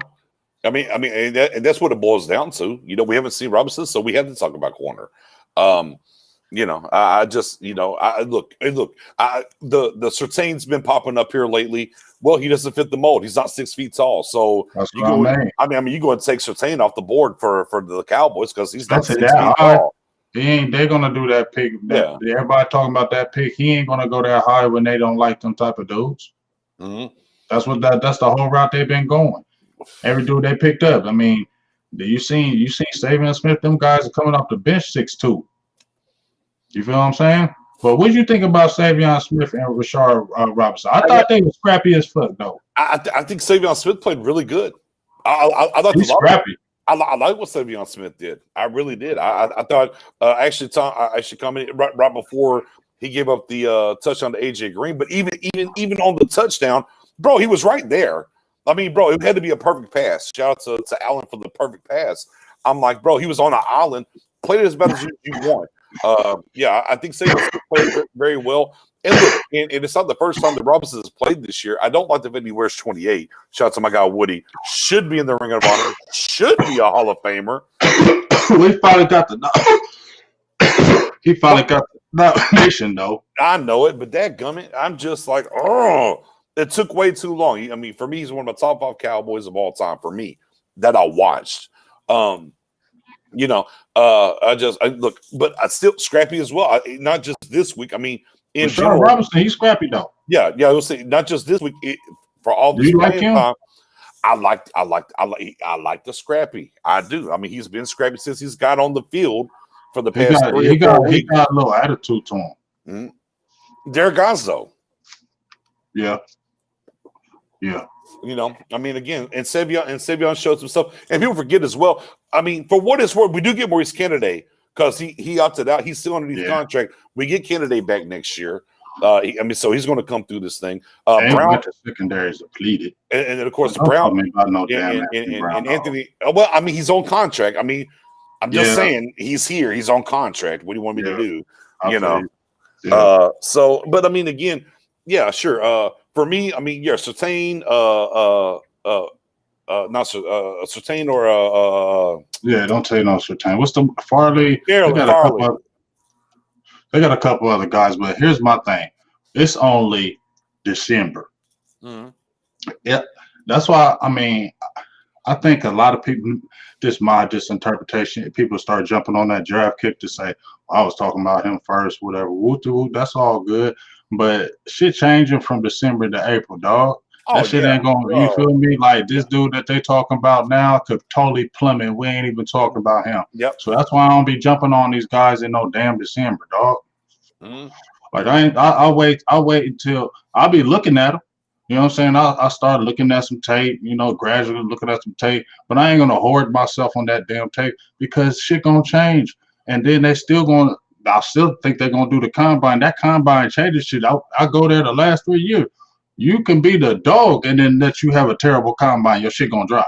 You feel me? You know what I'm saying? Let true. you not do nothing, and you have a banging ass combine, your shit gonna go up. We've seen Yeah. guys get overdrafted time and time again from that damn combine, dog. So that's why I say a lot of shit just gonna change. I'm just gradually just gonna watch these things because we still got to see how these last 3 games unfold. You know what I'm saying? With how this defense go, and like you said, it's probably going to have to be in-house because it can't be too much major change for them to go outside, you feel me, and start it over, because that's why I don't think it's going to get blown up, because if you're saying it's in-house, that's why I don't think it's going to get blown up. When I hear Stephen Jones saying, oh, we're going to get this turned around real quick, that means, yeah, let's go ahead and get him. We already got him in-house, and boom, we already got players. Let's make it happen. That's their thinking plan, dog. Yeah, I mean, bro, I mean, at the end of the day, of course, look, in-house in Cowboys, you should feel good about these guys coming back. You should, right? The Zach Martins of the world, right? The Leo Collins of the world, the Dak Prescotts of the world. Yeah, absolutely, you should feel good about these guys coming back and what it can be. Now, Tyron Smith, it's a thing. Like, look, we've talked about this preseason, right? Hey, look, just mark down Tyron Smith's going to miss 3 or 4 games. Well, this year he only played 3 or 4 games. And that was that. So there is a hole there that that we have to kind of look at and take some some consideration when it comes to this draft. Look, and you asked the question up top, and we're sitting at 4. If Sewell's there, you got to take him. Man, the Bengals gonna take his ass, dog. I believe. I agree, but we're already, as we're talking about this board movement, they're talking about the other guy. Was it Strickland? Oh God! Is it the one from Northwestern? It might be him, but there's another tackle they're talking about already that might go before Sewell. Yeah, right? because he's a dog. So, I think it's that cat from Northwestern. Because I've seen Vosh talk about him. When Vosh say something about them old linemen, I'll be on that shit, and he look legit. He do look nasty, but I don't. You know what? So if you're sitting at 4 Sewell's on the board, and you got the extra 3rd, you got the extra 4th, you take Sewell. Like, that's it. You sign Dak, you take Sewell, you move on about your business. What else can you do? I get it. It doesn't help the defense. Then you got to double down and take them extra 3rd and 4th for that 2nd and maybe come up into the 1st and get your guy. But I mean, there ain't no really, like I said, I don't feel like there ain't no super dogs in that 1st. Yeah, Slater. There it is. Slater from Northwestern. Slater. Yeah. That's the I seen, because I seen actually a tweet from Botch, and he mentioned this dude, and I was like, oh, let me check this motherfucker out. So I went and looked at some tape of him right quick, and yeah, he nasty, dog. Like he got good feet, he big, strong, he move people, like he good with it. Like he's the type of guy that you like to have on your offensive line because he got that attitude. You know what I'm saying? Like Tyron Smith. You know what I'm saying? Like, once he get his hands on you, dog, it's a wrap. You know what I mean? And it look like he can just get better. Look like he ain't even – you can just watch him and tell him, damn, he going to get better. Like, them is one of them guys. You know what I'm saying? Because, you see some guys, and you're like, he ain't getting better. Like, that's just what he going to be. This dude going to be real good, in my opinion. So let me ask you the question, big game. Mm-hmm. All right? The big question, right? So Slater goes Slater goes to 3rd to 2 quarterbacks is Slater. After that, you were talking Sewell, we're talking Parsons, we're talking Surtain, you're talking I ain't taking Chase. Surtain, dog. Okay. If you can't move off the pick at number 4, who are you drafting? Right now, it'll change, but right now. I like that. I ain't gonna lie. Once I seen that Northwestern cat, if I had him, he's gone. He's gone. Oh, he's gone. I just got sold. Yeah. Look. We're saying Lawrence, Justin Fields, and Slater's gone. They're gone. Those are the top 3 picks. Who are you taking it for?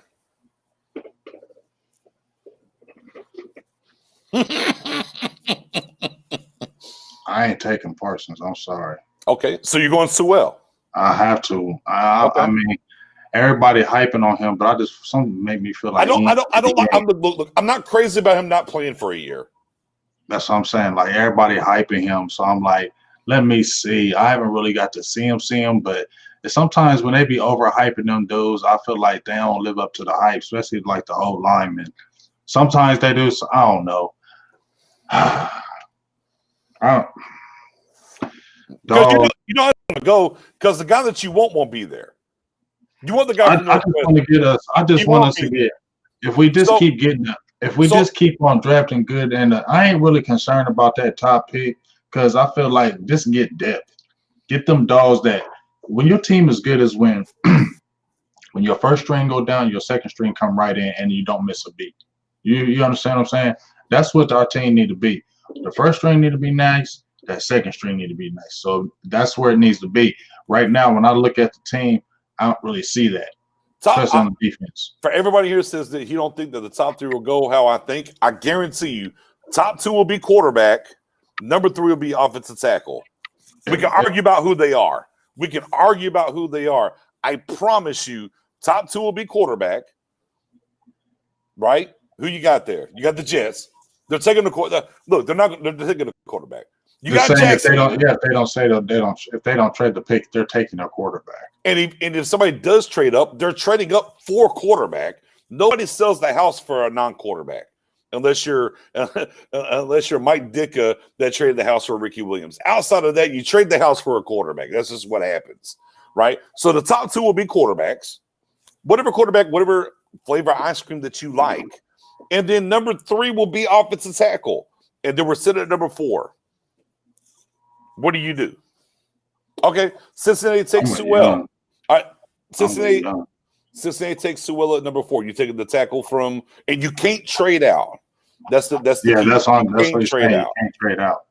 You know, now look, hey, somebody might want to trade up and go get the other tackle.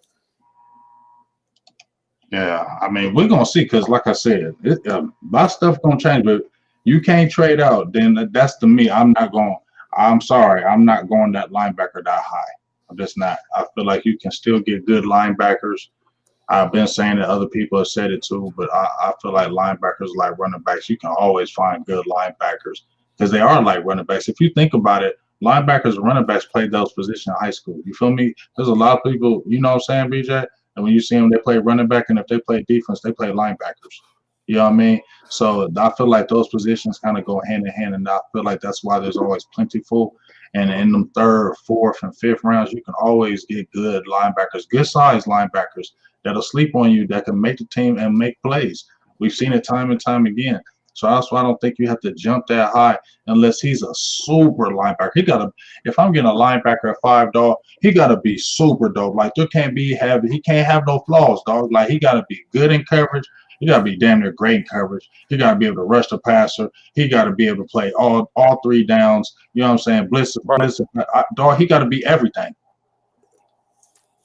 Ain't no maybes with him. And for you, Parsons doesn't check those boxes. Not for me. Not all those boxes. No. Okay. I don't know if he's that guy.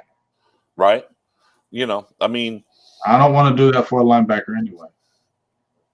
But we need linebacker back. Here's the thing. Get linebackers though, bro. Can you? We haven't. Can you? I mean, we can. We cannot. I don't know. I mean, the Bobby Carr. I don't know. I mean, yeah. I mean, maybe because we ain't drafting them right, but that don't mean you can't. Why these other people getting all these damn linebackers and killing that shit? Maybe keep getting linebackers. I told people I told people about that Alonzo Highsmith kid that he played DN linebacker. He played at North Carolina, Charlotte. I said he was a sleeper. Pittsburgh drafting him. Watch him be nice. Yeah. I'll just again. But see, you know what Pittsburgh? Why they always good every year? Because they always drafting defense, no matter what.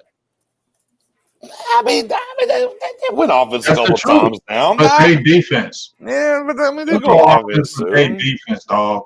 They always replenishing them linebackers. I mean, fair. I mean, last time they've been to the Super Bowl. I mean, they've been to the Super Bowl most recently, but it's been a while. It's been a while, but they decade or whatever. You know, and there's been some down times with that defense. There's been some down times, but they're competitive. Especially once they lost their guy coordinator. Yeah. They had a little fall off, but they jumped right back. There was some issues. It took them a couple years, you know.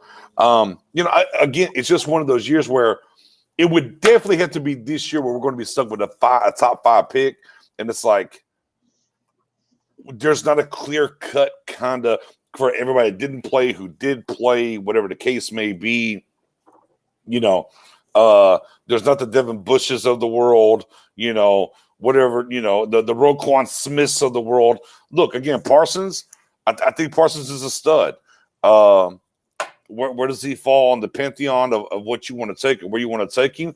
The thing about the draft is, I'll tell everybody, because I've been doing draft boards. I don't know about you. I do draft board. I've been doing draft boards for over 10 years now.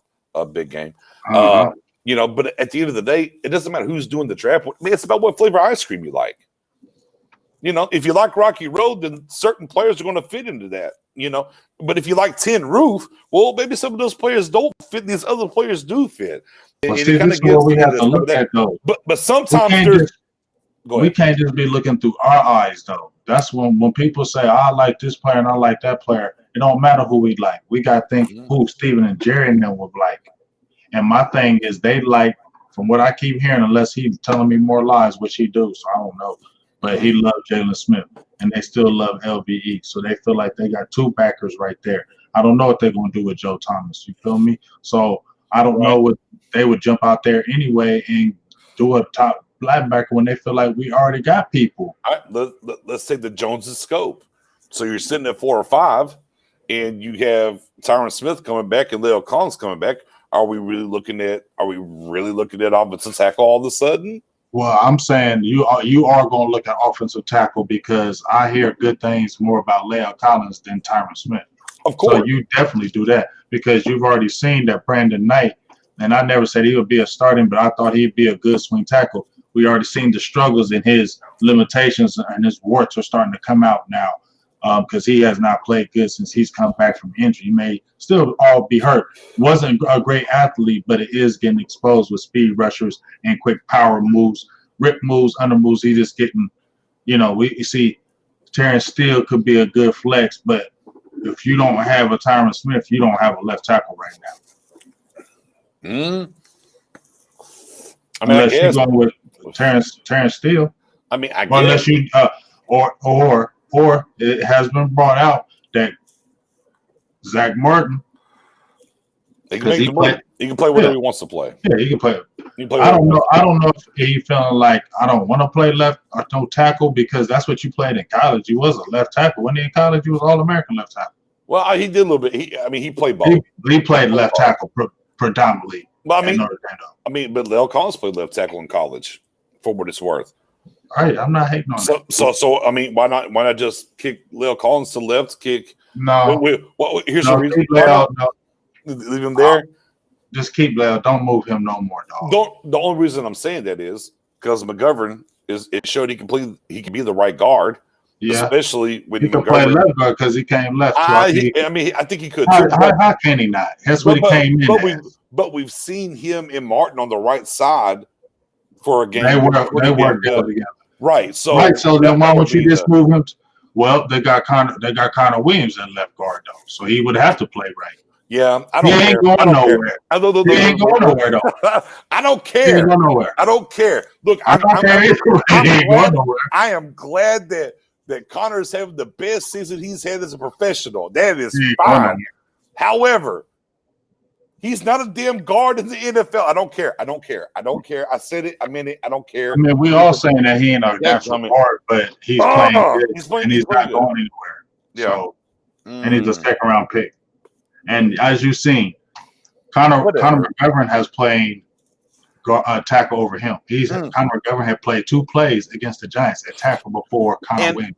And again, man, look how long he didn't play tackle. I didn't remember. Look how long it took to get McGovern on the field. My goodness. That's what I'm saying. That's the misevaluation. So if that's the misevaluation, I wonder how's Bradley and Nye, especially when I hear about Bradley and Nye saying, I didn't hear that about Reggie Robinson. I heard that about Bradley Nye just recently, today, saying that Bradley Nye, he looks good. He works hard, looks good, play hard, but it's the numbers game. I don't understand if it's a numbers game if your team ain't good. Who are you trying to look at? You already feel good about Alden, right? We're still in the fight, sir. Win out. We still got a chance. I'm sorry, James, but look, that's how Steven looks at it. We already know. We know, but Do we really look at it as just selling it to get money? No, I think that they believe that in house. I think they do for sure, bro. They're not selling out the stadium. They can't sell out the stadium, but they do. I think they believe that in house. Absolutely. Until it's done, it's not done.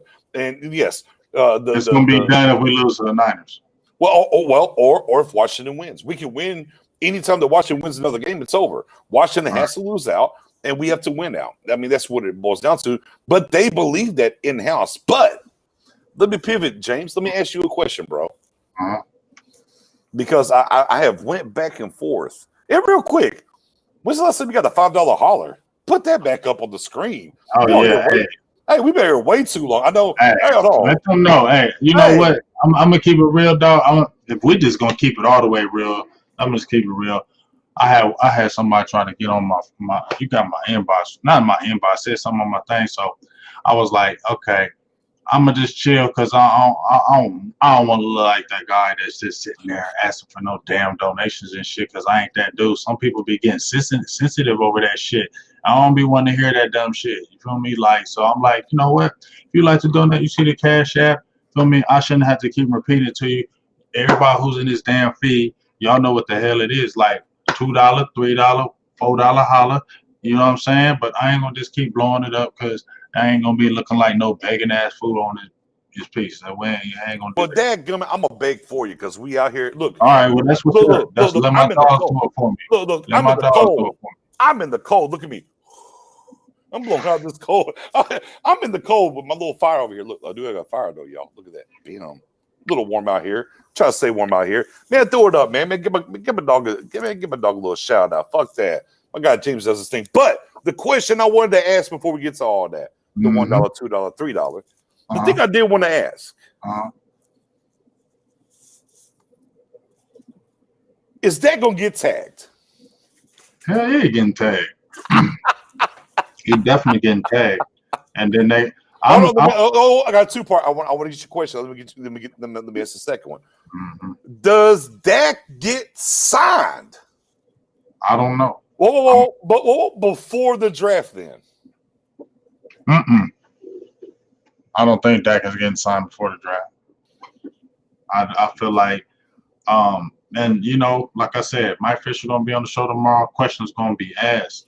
Because I don't trust the Joneses. That they all been saying all this about this and that about Dak, and ain't nothing happened, dog. So why would I have any confidence right now that they're actually gonna sign Dak Prescott when y'all said y'all want him to be the guy, but y'all want to sign? We want Dak. That's why we want to sign him long term. But y'all want to. That's how y'all want to lowball him because y'all know damn well if y'all sign him to that big number right now, and he keep balling out, and y'all got him in a 6-7 year deal, he can't get that money, and that's why y'all want to lock him in because y'all can keep him in the cheap and keep on trying to do y'all thing, and and he see that and he like no, and his agent probably see and they like no, we ain't doing that. We're gonna do it this way. So that's why I don't believe them when they say we're gonna get signed Dak because I hear the relationship with the agent and Steven isn't the greatest. They be beefing. So one of the biggest things I know with the Cowboys is they like having their good relationships with the agents of the players. Like when Eugene Parker, I believe, was alive, he had like about 7 or 8 Cowboys that were under him, and they had a good relationship, and that's why they were getting signed really quickly because of the good relationship with the agent. And if they ain't got that good relationship with the agent, and you already know Steven cheap, and your boys keep coming at him with these certain numbers, that's why it's hard for me to believe that if y'all saying y'all was going to sign him before and y'all didn't, what makes me going to believe when y'all didn't sign him when y'all had him in a couple years ago at 20-something, right?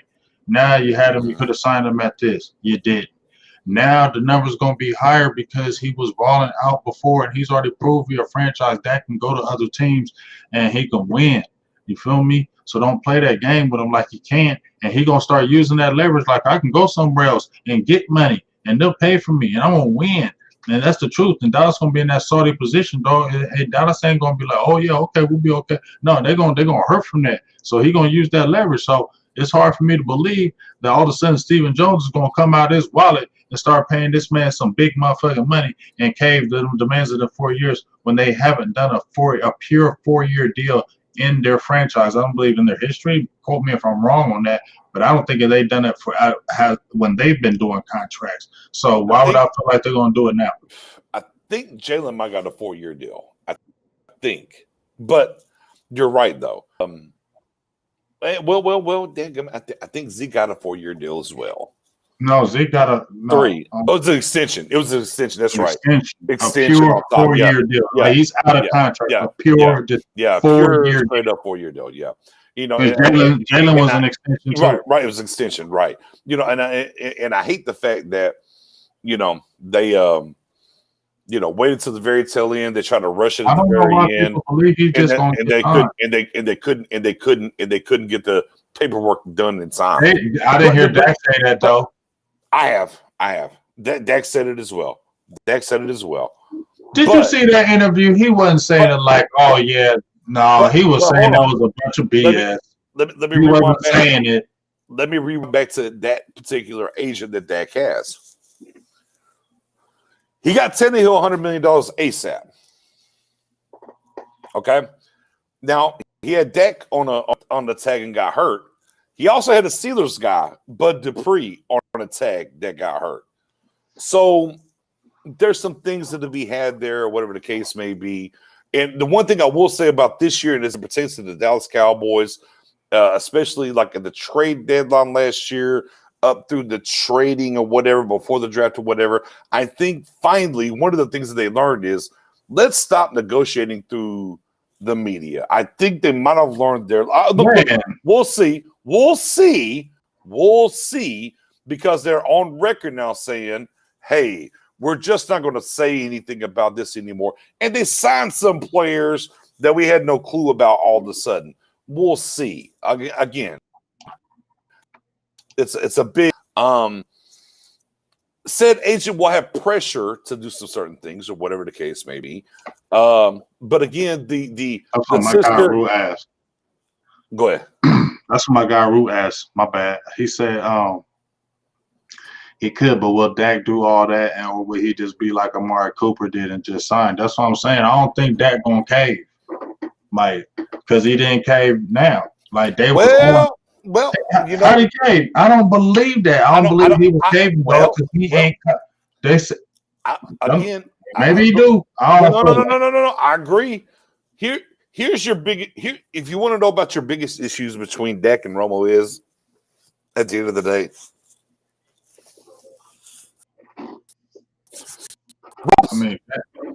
Romo played nice with the Joneses until the very tail end when he jumped on the Lear jet to go to the grandson's thing, and he just wanted to open competition. And Jerry said, "Well, now Tony, it's Jason's call, and I just can't do nothing about that." And then 2 weeks later, you got Tony out here talking about the NFL's meritocracy and all this other stuff. The thing about, and look, and be clear. Look, and I'm a Romo guy. Don't get me twisted. Early on, we didn't hear about Romo being a great leader, right? He had to grow into the leadership role. Let me talk about with a CO here or whatever. He had to grow into it. From day one, we've heard about Dak and the lead. Look, everything that they're saying about Jalen Hurts now in Philly is the same thing they said about Dak day one over here. That's why I'm like, shit, I don't like it. Dak's never been that guy to buy in. Look, Jalen wants to sell shades or whatever, and that's fine, and whatever the case. It's not that Dak doesn't want to be here. Dak has the ability to see what Romo went through. Dak ain't stupid. That's right. What it is. He saw what Romo did, and Romo basically sacrificed his body because there were years where everybody was bitching about us being 8-8. Excuse my language. No, you can't curse all you want, dog. Oh well, God bless America. Free speech. While everybody was bitching about Garrett and us being 8-8, if it wasn't for Romo, we'd been fucking 3-13, 4-12. Romo sacrificed his body at times to get us here. Now, hey, he signed the check. He signed up for it. Dak at the end of the day is saying, no. You're going to pay me to do these things. And guys, what's our final record going to be here? Low key. 5? We get 5 wins? We got 4 right now. We got 4 now, maybe 5, right? We're not getting more than 5. I say we get 1 more. 1 more, right? 5. We're not. We at least got to beat Philly. Well, Jalen Hurts is there now, so I don't. Oh man, y'all hyping this fool, man. Bruh, I don't give a hell. Who they beat? I don't give a hell about no damn Saints, dog. They're Tyson Hill. Wait for it. That defense have not given up a 100-yard rusher in 55 games. They gave up 2, not just a quarterback, but the running back as well. Nobody has seen Jalen Hurts. We know that happens. We've seen that. Well, stop. What are we the worst at, sir? I'm not saying we ain't, but that's what I'm saying. I'm not hyping. We don't stop the run, bro. Right. They're gonna run it right down us. Right. Every quarterback that ran on us this year ran on us. It doesn't matter. Pick one. Right. We done. I'm like, yeah, man. I'm like, okay, fuck it. The worst thing for me the last 3 weeks is fuck Giants and fucking Philly. I'm like, oh, damn it. You know what I'm saying? So, but neither here nor there. Man, Dak's in position. He's where he should be. Look, Dak should be the quarterback. Look, again, for me, he's a top 6 quarterback. If you want to argue with me, I can only move him to 8. I'm not moving him to 10. And look, in the comment section, can you name 6 to 8 better quarterbacks than Dak Prescott? And that's the thing that always befuddled me with Cowboys Nation and outside of this. I don't think people had that conversation no more about Dak. I think even the Dak haters had to come around a little bit, dog. Well, that's because they dick rolled Andy Dalton and shit didn't pan out, you know. But I still see it from time to time. We saw it tonight. That's going to take less. Why would he take less right now in the comment section? Who said Dak's taking less? Scroll. Just scroll. Yeah, it's there. Yeah, just scroll. Why would Dak take less at this point? Bro, Dak's a $40 million quarterback. It is what it is. Get used to it. That's what I'm saying. That's why I seen people in the comments saying Dak getting signed. I don't know how the hell y'all just so damn sure when that money he getting 40. If they ain't trying to pay that, if they ain't trying to pay that, and all of a sudden I'm supposed to believe they're gonna pay it now. And here's the thing: they don't put their foot in the ground. They didn't put their foot in the ground with Zeke. They didn't put their foot in the ground with these other goods. They did, but they caved. But they ain't caved with Dak. They put that dude on a franchise, and he ain't want to do it because I'm gonna get my bread. I mean, for what it's worth, I mean they tagged D-Law, and then came back. D-Law didn't care about getting that tag the first time, though. He said I didn't mind playing because D-Law didn't get no money first, right. So D-Law didn't give a hell about that. And then D-Law said, I ain't getting this shoulder surgery till y'all give me that money. And yeah, but he knew they wasn't gonna try to pay that shit. Oh. Because they was on that Super Bowl shit. They was trying to get that Super Bowl shit. That's why they was caving. Joe Taylor, we are not 4-9 with Dak at all. I agree. We are not 4-9 with Dak. Depending on how that defense play. I think that can make it up earlier. I don't know. Look at our record before. And this is no shade on my dog Dak. I love Dak, so don't nobody come at me like that. But I don't give a hell. If that defense wasn't playing good, what was our record? If they play, hold on. Dak was playing like no. Wait. If Dak was playing against Pittsburgh, do we win that game? Yes, I mean, okay. Hold on, wait. I would think we win that game, but we had the weird shit happen too. Right. If Dak plays against Philly the first time, but instead the new we have a better chance to win. We win that game. We have a better chance. We don't know if we would have won those games. We would have had a better chance. We win those two. No, listen. We don't know. We have a great guess that we thought we could. We don't know if we would have won that game. We have a higher probability we would have won it with Dak Prescott because we had an able quarterback. But we don't know because the defense could have played totally different and with Dak playing in that game. You feel me? Fair. That's just a lot of what ifs. I'm marking those 2 for wins. Okay. Damn it. So we're 6. We got 6 wins. I ain't going to talk about the other ones. We have 6 wins at least. Because our defense, I mean, the defense, like I said, it ain't, I don't be trying to be disrespectful to the defense, dog. You know what I'm saying? But I'm just keep it real, BJ. Like, don't meet in the middle, bro. People try to get on. I think I got something against D-Law. I don't, but I'm just saying when he came with the team, when they drafted him, I was like all on it. Like, yeah, we got somebody because I thought he was a dog. Like, and I ain't saying he ain't a dog, but I was like, yeah, he's not gonna be that guy. And then when he was coming up for his contract, I'm like, man, he all doing all this and he got 9 sacks. I know he been hurt. No, I mean, come on, man. Then he came out and dogged it. But it's like when we playing regular teams, he eating. When we playing teams, I feel like we need big games. That shit don't be happening. And yeah, even though it's a building block for like next year, I feel like we still need dogs. I feel like he's a very good player, but I feel like you can still get a dog over him. Like let's say like, and Randy Gregory's nasty, but let's just say like, let's say if you had a Joey Bosa. Let's say you had Joey Bosa and Randy Gregory. What would you feel? I mean, I don't know. I mean, Gregory just got. I mean, but again, Gregory just got back. Let's say if you had DeMarcus Lawrence and Joey Bosa, you feeling really hella good, ain't you? I mean, sure. You feel like how they have Mark Ingram, not Mark. What's his name? Ingram. Yeah, sure. I mean, you got Ingram and Bosa. I mean, no, I feel that. You know, I mean, yeah. I mean, I get it. You know, I mean, it's great to have. But you know, when you look in the middle, you look at that meat in the middle.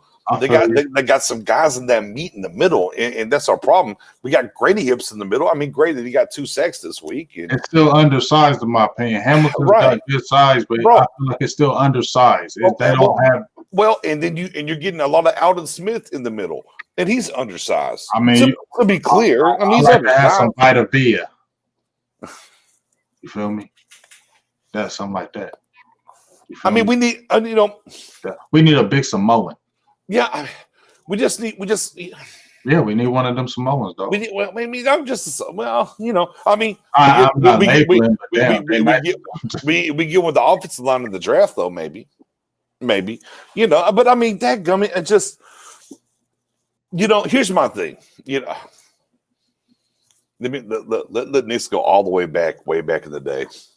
Just, you know, we look at dog, listen to Young. Young says they can't run. Yes, they can. These big boys can run nowadays. These ain't the same 6'4", 330s and 340s as bro. Before they could run, we had the big cat, Leon Lett, could run. I mean, I remember like Chester McLaughlin and them guys. Them boys could hum. Richard Seymour was a big dude, nasty, 6'5", like 340. Then they can do it. You can them guys is nice these days. I like one of them types. We just need a guy. We need something like that. Something nasty. Is done. Right. We need that with nasty. Both sides with nasty. I mean, man, if you go through the history of the Cowboys, we just had somebody nasty in the middle when we were good.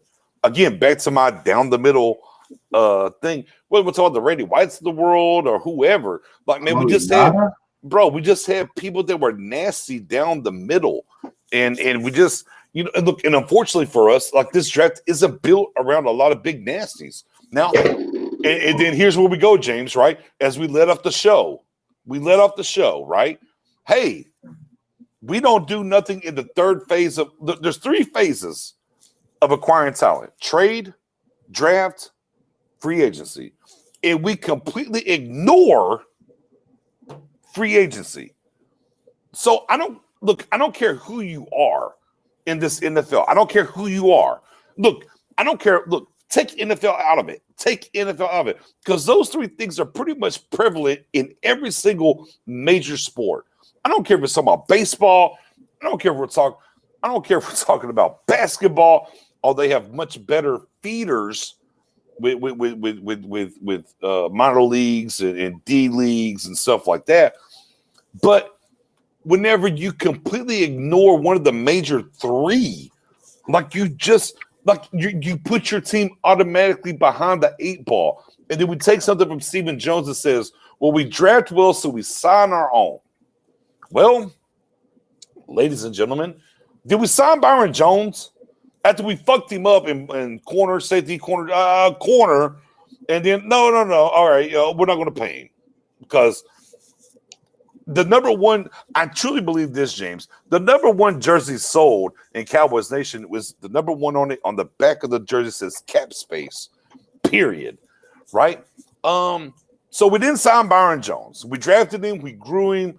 Even though we messed around but between safety and corner, we know what he is at the corner. We didn't sign him. Look. Theoretically, he's having his worst statistical year. Go dial up his numbers. It's better than any cornerback we have. And he has a pick. But here's the thing. You're going to tell me you wouldn't have loved to have a Byron Jones and a Trevor Diggs together right now. Hello. And then here's the thing. You said you could have signed him and still been okay with the cap. You could have signed him to that and then kept Diggs, and then you would have lost Cheeto and the other guys, and you wouldn't even worried about it. Pull my number. Look, I'm at the DMV. I'm at the DMV. Pull my number. Call my number real quick, Byron. Look, hey, they said, well, we're not going to sign Byron because we're going to bring back Robert Quinn. Hey, did we sign Robert Quinn, though? Robert Quinn ain't doing shit, though. I didn't think he was. I thought he was. I didn't think he. I thought he was going to just be that 1 year type dude. Which I'm fine with that, but that's not what Steven said, though. Right. Steven said we're not signing Byron. Here's the wolf ticket part. The Cowboys Nation don't get. But wasn't nobody gonna pay no Robert Quinn that. You feel me? Like, but he being dumb for the random Cowboys fan that saw, Robert Quinn had double-digit sacks. Well, Byron Jones didn't have interceptions. Steven said we're not going to pay Byron. We're going to pay Quinn because he produced per se, because they don't understand the game. And then you didn't sign either one of them. Wow. And wonder why we're sitting here. But who's over? Like I said, everybody do all these damn draft shows and do draft this and draft that, trade this and trade that. Who's over player personnel, dog? Stephen Jones.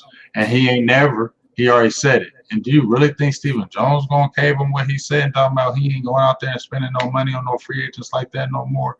And he's done stayed super true to that shit. So when you mention Justin Simmons, ain't he a high profile free agent? Bro, that's why it's not gonna come here. It should be, but again, that fixes your team. Like, bro, you don't have. We understand that, though. We all understand that. So it gets frustrating. That's why. Do you understand? Like, it gets frustrating when we do mention this dude, or we mention some really good soft safeties. We hear them, they went out there to try to get Jamal Adams or Mika Fitzpatrick. You didn't try hard enough because Pittsburgh got him for what, a second and a fourth, right? No. What they get him for? We offered the Dolphins a second and Taco, and they said no, and they got the first. They got a first-round pick from the Steelers, and then on top of the first, they ended up getting Taco anyways, who led them in sacks last year, which is funny, but neither here nor there. But yeah, we tried. Well, sure, we tried to go get Mika, but instead of offering up the first, we offered him a second and Taco. I mean, here's my thing. Why couldn't y'all came at him like we want him first? Should have just given him the first and been done with it and walked away. You got somebody guaranteed. And here's the thing. It wasn't like if you gave up that first, it was setting your team back for the next 4 years. That's the thing that throws me off. Like if you give up that first round pick, your team is set back for the next 5 years because you gave up a first rounder. Man, dog, these damn teams who's trying to get these dubs and trying to get these damn Super Bowls is willing and dealing these first, second, third, fourth, fifth. I got my dog. See, here we go. Fresh Prince 512 with the $10 let's go. Here we go. We gotta read this comment now. You feel me? Gotta read this comment out. You gonna make me roll up another one for that one, big dog. Gang. Go gang. Yeah. I put it up. Big dog. I put it up last round. Hold up. Put it back up. Here it comes. Let me see. Hold on. Look, I get my wife a shot of vodka. I'm gonna see if I got some. Let me see. Can we get some? Hold on. I'm gonna grab a bottle. Real quick. Wanna roll this up? Where was she threw the bottle? I'm gonna go see where she threw the bottle. Real quick. All right, get the bottle. I'll wait for you. Hold on. We're gonna go. Hold on. I need someone because you just brought up some shit that got me. You just brought up some shit that got me hyped. I want $10 more before I get back, though. Hold up. All right. I told you, I'll beg. I don't care. All right. You wild. That's my dog. Appreciate you. Yeah, don't go nowhere. We gonna keep going, y'all. Don't go nowhere. We gonna keep going, y'all. Man, get them shares up. Get them shares up. Get them likes up in the building. BJ coming back, so we gonna still keep that popping. Y'all feel me? Appreciate you. Fresh Prince 512 for the $10 holla. Tyrone Church, he says I like Malik Collins. I'm Malik Hook.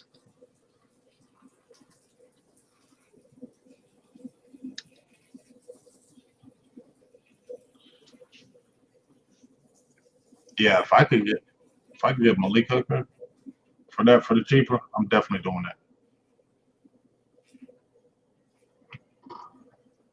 I like Malik. You gonna go in on this?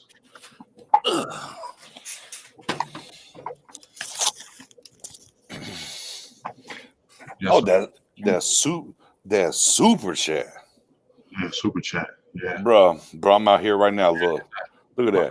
That 36. I don't care. I don't give a hell. I don't care. Dead ass. Oh, yeah, but man. you know, you got that. See, I'm slim fit, dog. I'm slim fit. I ain't got all that grizzly. You know what I'm saying? I don't got all that, bro. Yeah. It helps and it does work. So you got the grizzly and you got the big sweatshirt with the hat. Bang. Yeah, you already know. You already know. I'm on that 6'3" life. 6'3" hundo. I'm good. I'm warm out here. And of course, I got that. That fire over here. not your fire, but I got my fire. But you feel me? What we ain't getting them guys though. You know what I'm saying? So that's kind of like it's kind of hard to talk about that shit when it's kind of hard to talk about some guys and get excited because I know Steven ain't gonna do that. I try to think not like his mind because I don't know his mind. I'm not in his brain, but I'm just trying to go by what they say patterns and trends. And the patterns and trends that I see is that he's not jumping out in the first round. He's not jumping out in that second wave. He's gonna wait. And I mean the first wave is usually those guys that like the 26s, the 24 twice, them guys that want that money. And he's gonna be like, nah, dog, we ain't overpaying for that shit. I'll just go ahead and draft and get me some barking guys, and I'm gonna get these guys to coach them up, and that's what he thinks. So let me pivot. On that. Now we're like we're about to go to like the 6th, 7th, 8th level of this shit now. But let's go there. So the one thing about McCarthy, and the one thing that he talked was when he was in Green Bay, they didn't do a lot of free agency work, right? Mm-hmm. He complained about that.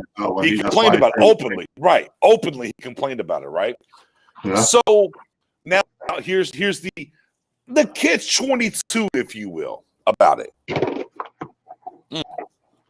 So good is some of that. We talked about this extensively this offseason.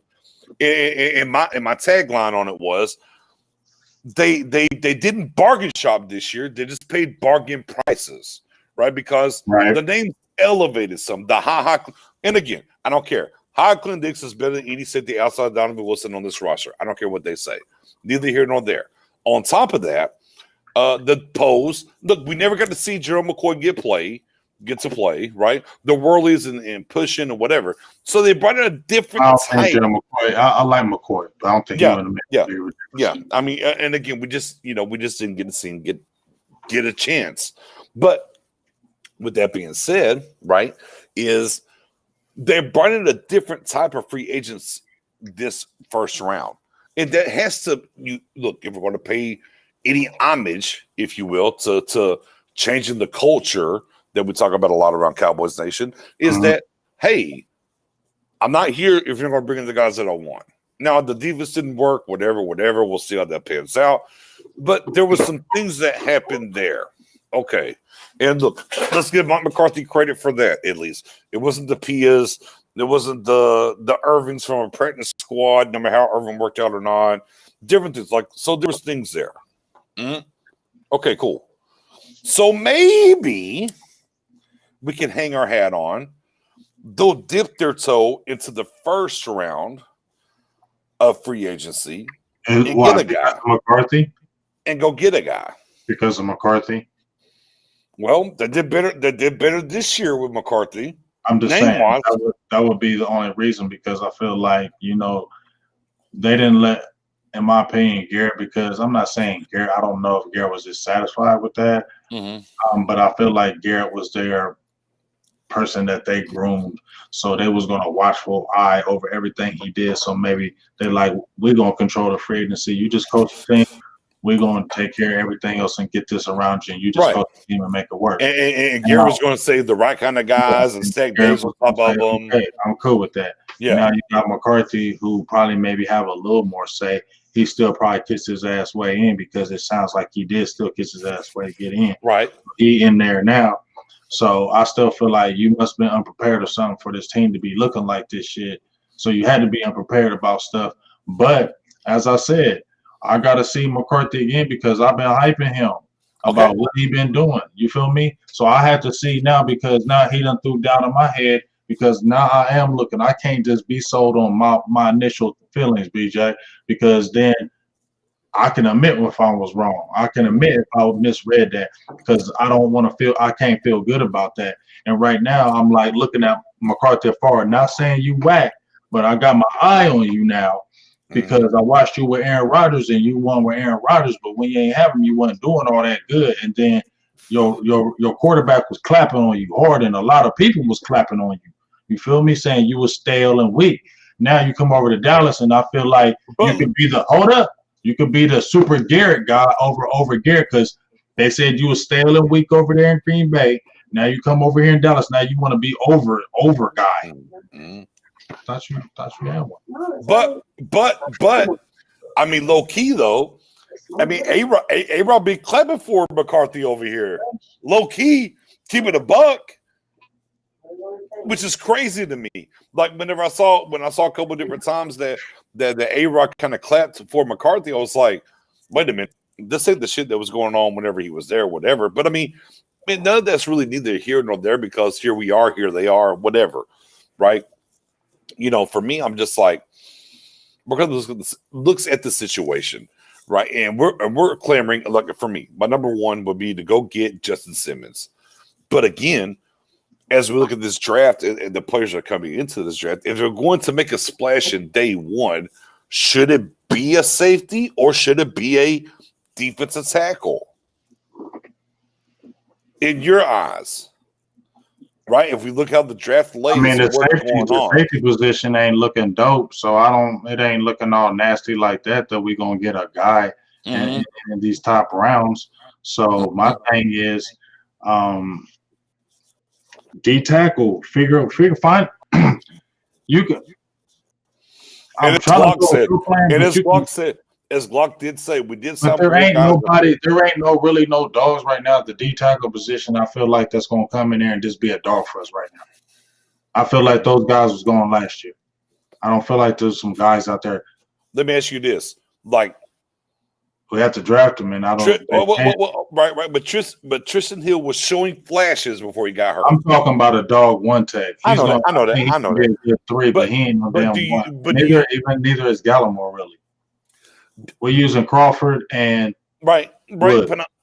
But I'm asking, in a 4-man front, do we think that Hill and Gallimore could be the guys in the middle to set the edges off or not? I don't think so. I think they're not ones. I think they're not true ones, and I think that's what we need. Woods is. Let me ask you this: Woods isn't coming back, right? I don't know. Because obviously the run defense definitely got better once Woods got to come in and play that one for sure. That's why I would think they would re-sign him, because I think they would. He likes it here too. I think they would re-sign him, and I think his price wouldn't be crazy. So do you think that Hill, Woods, Right. a combination. We need a dog over Woods and let Woods rotate with that dog, like a Derek Brown type size, like one of them big animals. But I don't know if there's one out there. But I'm saying, what we have, if we bring Woods back at DT, the rotation currently under contract would be Woods, Hamilton, Hill, not in no particular order, just Woods, Hamilton, Hill, and Gallimore. Are you okay there, or do we need to add something there? Need to add. Agreed. I definitely agree. The kid from LSU's there, whatever. But I think free agency is around. Yeah, I think that defensive tackle, when you name those guys, nobody in there is scary to me. Not hating on none of them guys, but I just feel like they're not scheming against those guys. You feel me? Mm-hmm. And you get a good offensive game plan, and those guys play all game, they can get wore down. They can get pushed back, and we've seen it. Let's like in this game right here. We didn't see a dominant side defense. We saw turnovers. We saw mishaps from a Bengals offense. But I also saw a Bengals offense moving the ball with a Brandon Allen. We saw a butt fumble even. Yeah, but they was moving the ball in before they was. Woods was a restricted free agent this year. I think he's a full free agent next year, Glock. Yeah, because he was a restricted free. Yeah, he was restricted this year. Mm-hmm. So, but I still don't think he's going to get a crazy amount of money. Church, no way in hell I'm paying $10 million to Malik Hooker. No way in hell. He's not healthy. $10 million a year? He hasn't been healthy. There's not for no $10 million. No, there's no way. Malik Hooker, anyway, what's he doing? He's probably hurt. Yeah, because if he's hurt again, definitely. Because when he was at Ohio State, he was injured at Ohio State. I got to see him, so I know. I mean, look. If he's, he was restricted this last year. If he's an RFA this year, Glock, absolutely, it's a slam dunk. You bring Woods back; it's going to be cheap, absolutely. If that's the case, I haven't looked it up. I just knew he was a restricted free agent this past season. But if he is again, so what? So be it. Yeah, bring him back, no doubt. But you got to add. I'm with James. Like I like that. I think it's a good base 4. I like Hamilton. I like what Hamilton brings to the table. I know we traded for the I forgot his name from Houston, whatever. Yeah. Whatever his name is, I don't know how to pronounce it. But no, we gotta add a piece there. Look, even a veteran. I'm not going to say it has to be a standout long-term piece because of what this draft looks. But yeah, I gotta get a piece in the middle. For sure. I'm checking. I'm just looking. No, you're good. You're good. I'm just checking on Malik Hooker's stat down. But yeah, Malik Hooker. Again, a guy that I talked about trading about before the season. I know he's been hurt. He got 6 solo tackles, 1 assist, 158 passer rating against him. What the hell? Hell no. Yeah, the Malik out of college has not proven to stay healthy. I'm good. Hey, look, remember, I ran my campaign, early in the season about Logan Ryan, and people told me I was fucking crazy. Man, look at Logan Ryan for the Giants, though. My goodness, it's safety. Boy, your guy Nix was out here saying, hey, look, I know y'all want Earl Thomas and go trade for this for round 30. I was like, man, just bring me Logan Ryan. Just bring me Logan Ryan, and I'm good. Is he turning up over there, Washington? Cuzzo. Yeah. Turning up. Hey, how about this one? I didn't check this How about this one? Simply this. I'll be so damn engulfed in doubt. Sometimes I'll be freaking to check on these other motherfuckers. Logan left Tennessee. How's Tennessee's defense doing? Right. He's over there with the Giants, and look how they're doing. Apparently Malik has only played 2 games. See, that's not because he's been hurt, or he can't get on the field. Well, so ain't nobody talking about him no more. Mm-mm. But Cowboys would go after him because he'd be a name. They'd be like, "Ooh, he's young and he's a name. He's drafted in the first round, but he was hurt and he ain't did shit." And Dallas would not sign him. Like, look, there y'all go. Dallas once again, that's a shut up signing. Dallas is a shut up signing. Tennessee defense is still good. Oh, okay. News to me, sir. Oh, no. News to me. News to me. I don't know. I got Pittsburgh defense in fantasy, so I don't know. News to me. They got worked over by them Bills. Let's talk about this right quick. Go for it. I don't know if you agree with me. I think Jay Tuck, me and him, we had some back and forth. We was talking about what Cole Beasley said, before he left out, and he was talking about how everybody knows where the ball's going to go, how far it is, and we know it was a Linehan offense, but you said it's still Linehanish with Kellen Moore. So he said basically, you knew I wasn't going past 5-10 yards. Y'all can bracket me. You know what the hell he's going to do.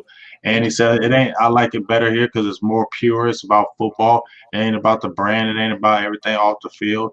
And, that's why we're going to do this. And guess what? They over there winning.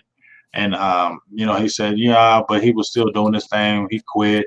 He was still doing his record label thing and that. But I talked to his manager, and his manager said he liked music more than football anyway. And I said, shit, if you're a rapper, dog, and you really like rapping, why would you quit football and that's a paycheck to help pay for your rapping career, dog? Like, I'm going to do that. Like, if I can still play football, I'm going to definitely play football to help pay for my rap career. You know what I'm saying? If I think I can rap, you know what I'm saying? Like, I'm going to do that too. And he said he was worried about his brand. And I get what Jay was saying, but is it true what Beasley was saying, though, for real, in your opinion, that it is more about the brand here, and it's always going to be about the brand, and that's why we ain't never going to get out of our way, and that's what it is, because you don't have to sell this brand no more. We ain't winning, and this brand's still selling, so you don't got to sell this damn Dallas Cowboy brand no more. You don't got to say shit about the Cowboys no more, because everybody just laughs. Everybody laugh at Dallas. Don't nobody look at Dallas serious no more. Like, for real. Like, nobody look at us like that no more. Like, even when we got a good team, they may say it, but it's always with that, And then when it happens, it's like, yep, see, different coaches, same Cowboys. I think that's multi-sided. Real quick though, the Titans defense is like 3 spots worse than they were last year at this point in time. When you have Jacksonville playing the way that they're playing this year, go figure. Their defense is way worse than it was last year. Stats, look it up. I just thought it up. I mean, look. That's why you got to do that. But I mean, here's the thing, though, James. Mm-hmm. All right, I'm gonna take. Let me see. I'm gonna take. I'm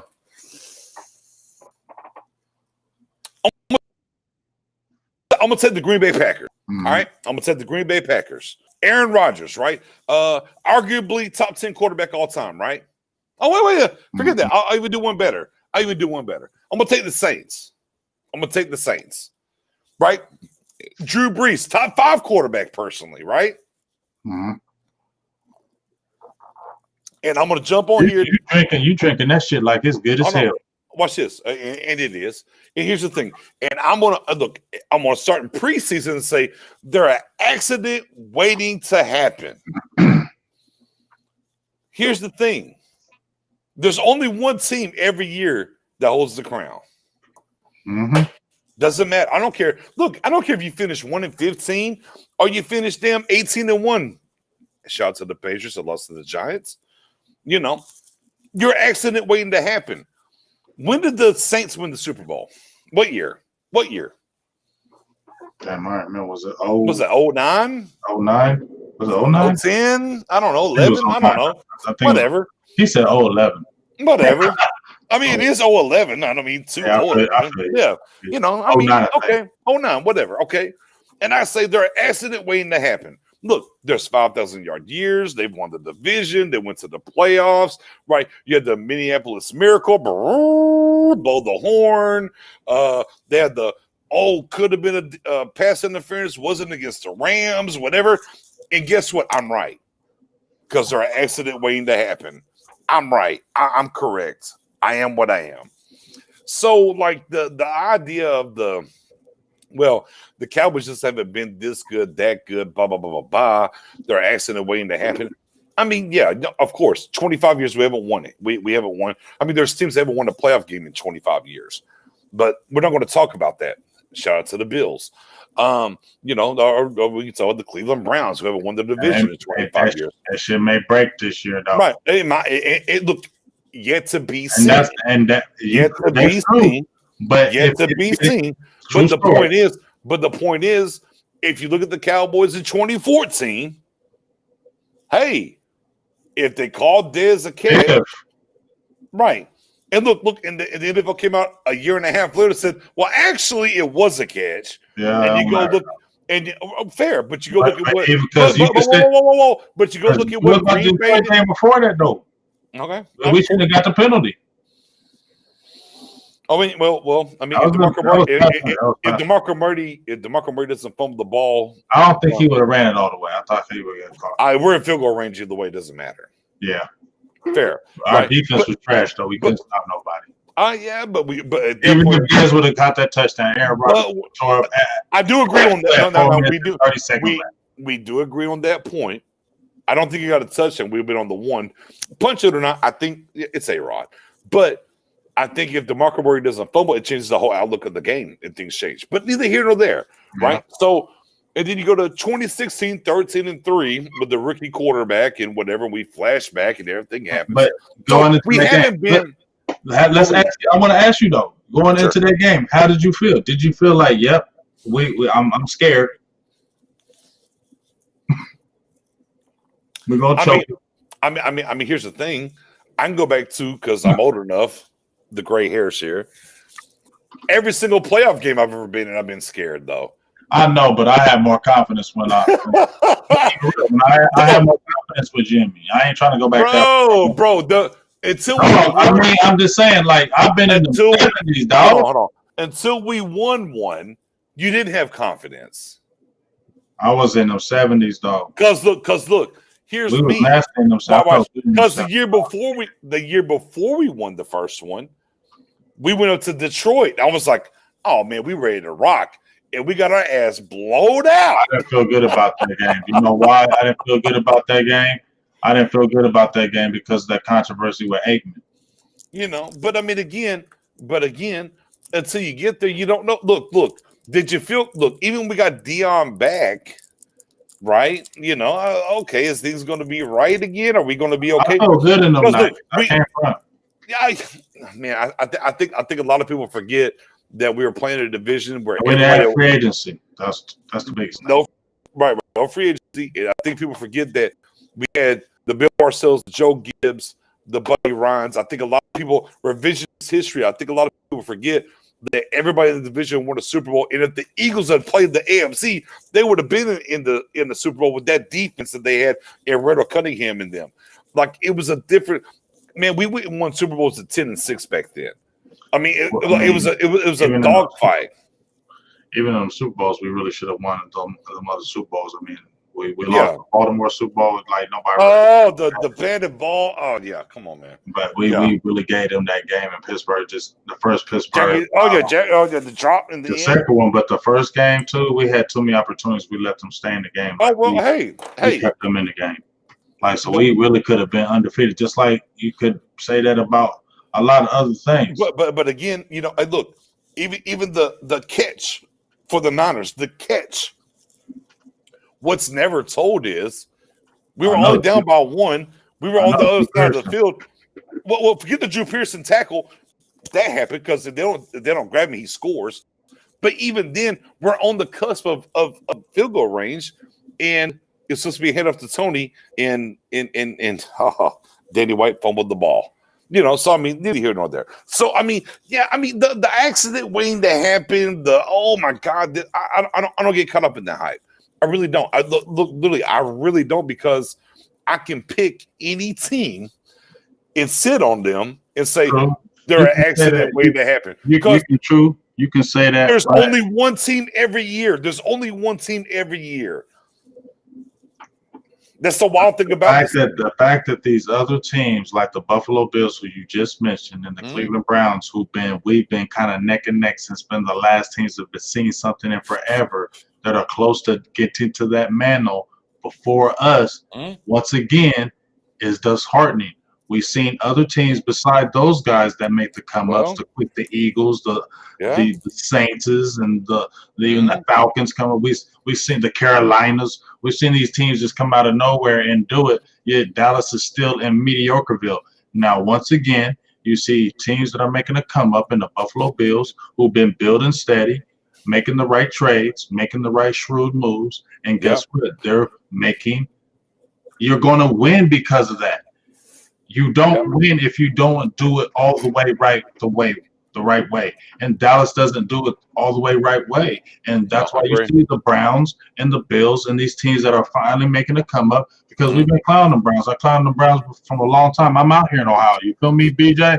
But but here's the thing, though. Check this out. When I'm out here, I saw them from afar building that team, and I always was saying, man, they get that coach, dog. If they just get that right coach, because they doing it right. Like, they building, they got all them picks. They were shrewd with them picks. They were playing Moneyball. They literally, like, people forget, they literally brought Moneyball from baseball to the NFL. Yeah, that's what they did. I mean, they brought a baseball type mind over on the football side of things. You get what I'm saying? And they were shrewd with it. They got some good free agent pickups. They drafted well.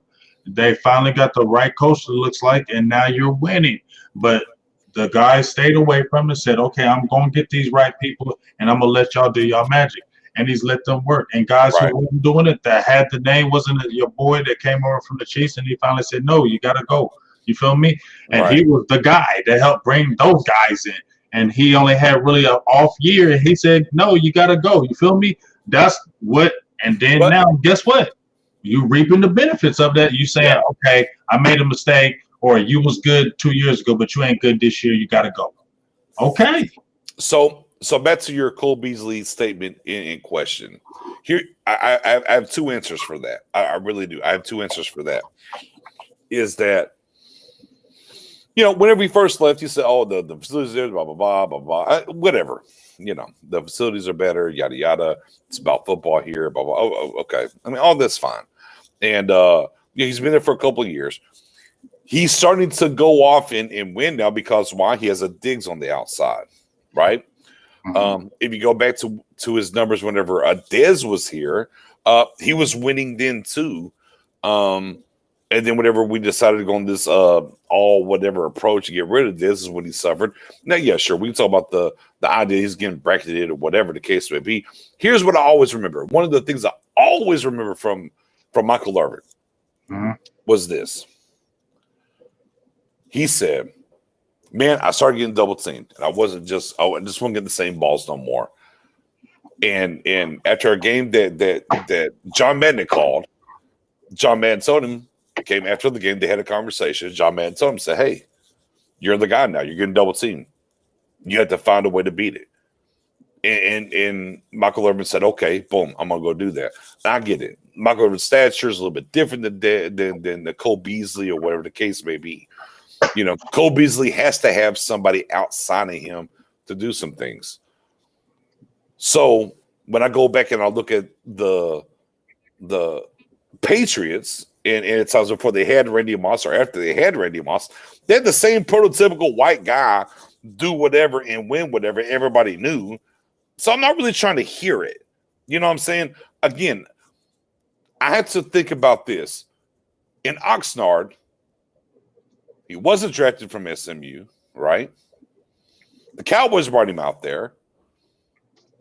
About a month in, he went home, took his ball, went home, and felt some type of way.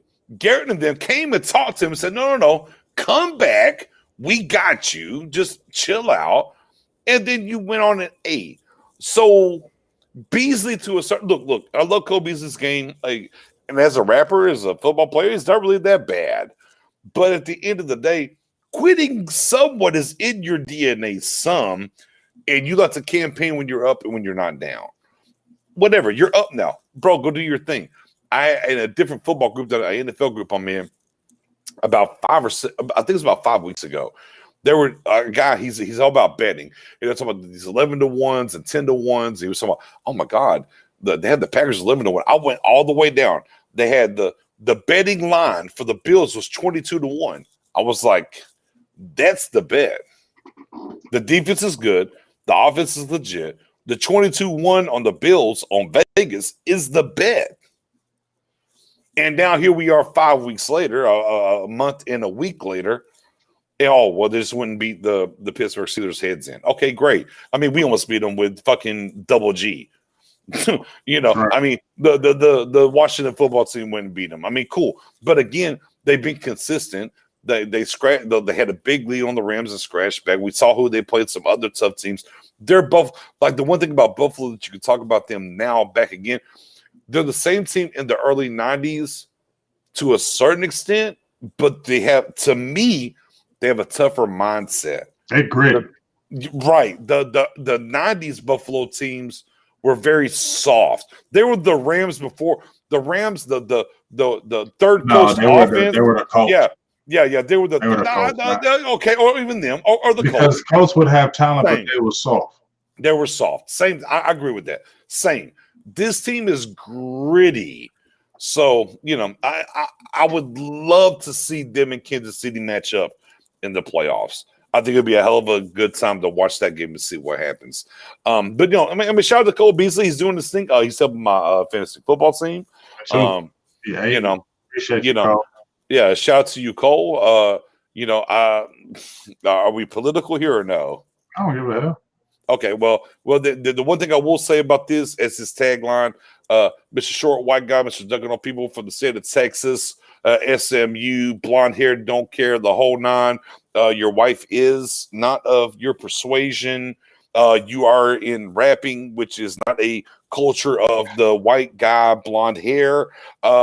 I'm sad to see that it took you till 2020 to realize that Black Lives Matter. And, I'm not trying to get political. I don't want to lose people here. People jump on my head. I'm just saying, in general, with everything you've done or not done, Mr. Beasley, glad you finally figured out after being married with mixed kids and rapped and everything else. It took you to 2020 to figure out that, we all matter. There it is. Hence why, Cole Beasley means cool. He's a Buffalo Bills wide receiver. And El Trejo, I think, says Beasley would be a guest on 105.3 to Fandom 7 p.m. Is that a joke or is that real? I don't know. That would be funny if that was true. I mean, my boy El Jefe gets to talk to him. That would be funny as hell if that was really true. That would be funny as hell. But yeah, make sure you guys. James, I got to ask you a question. I got to. Because we know, look. A lot of people here, we got 3 games left, whatever. We'll survive the season. Man, we're done. Look, we started this shit out. We all drafted. Man, we talking about everything else in the whole wide world. So, because me and you, I think we understand this season is a wrap. Mm-hmm. What is it? Because the one thing you haven't told me, I got my next 5-point plan. Mm-hmm.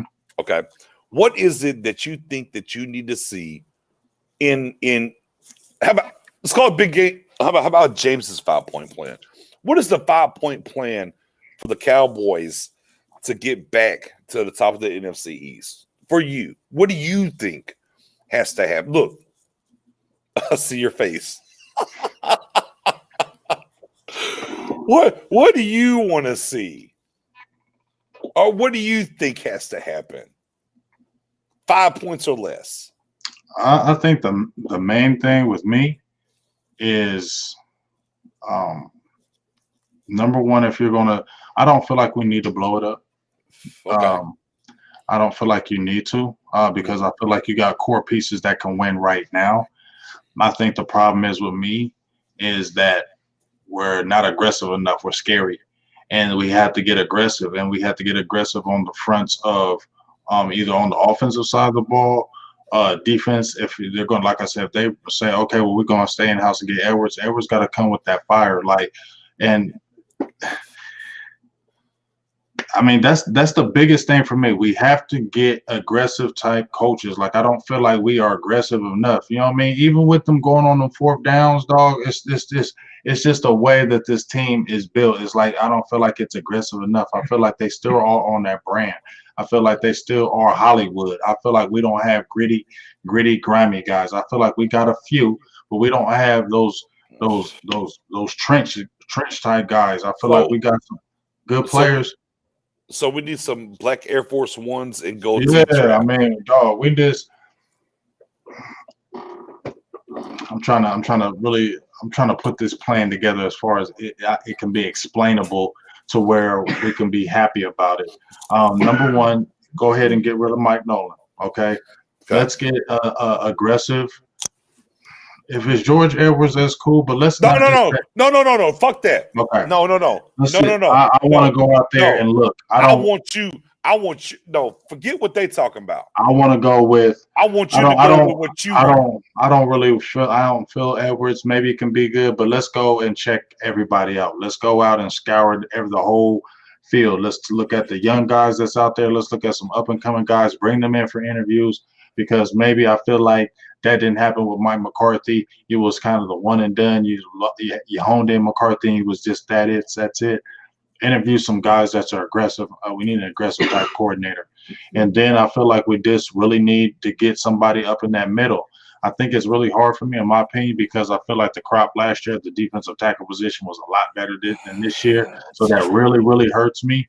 But linebacker and safety, though, we can get there. We can get a linebacker and safety. We're going to have to get a dynamic safety. If we're talking about another point, I feel y'all on that Justin Simmons, or not even just Simmons. We need a dynamic dog safety we're not scared to spend for.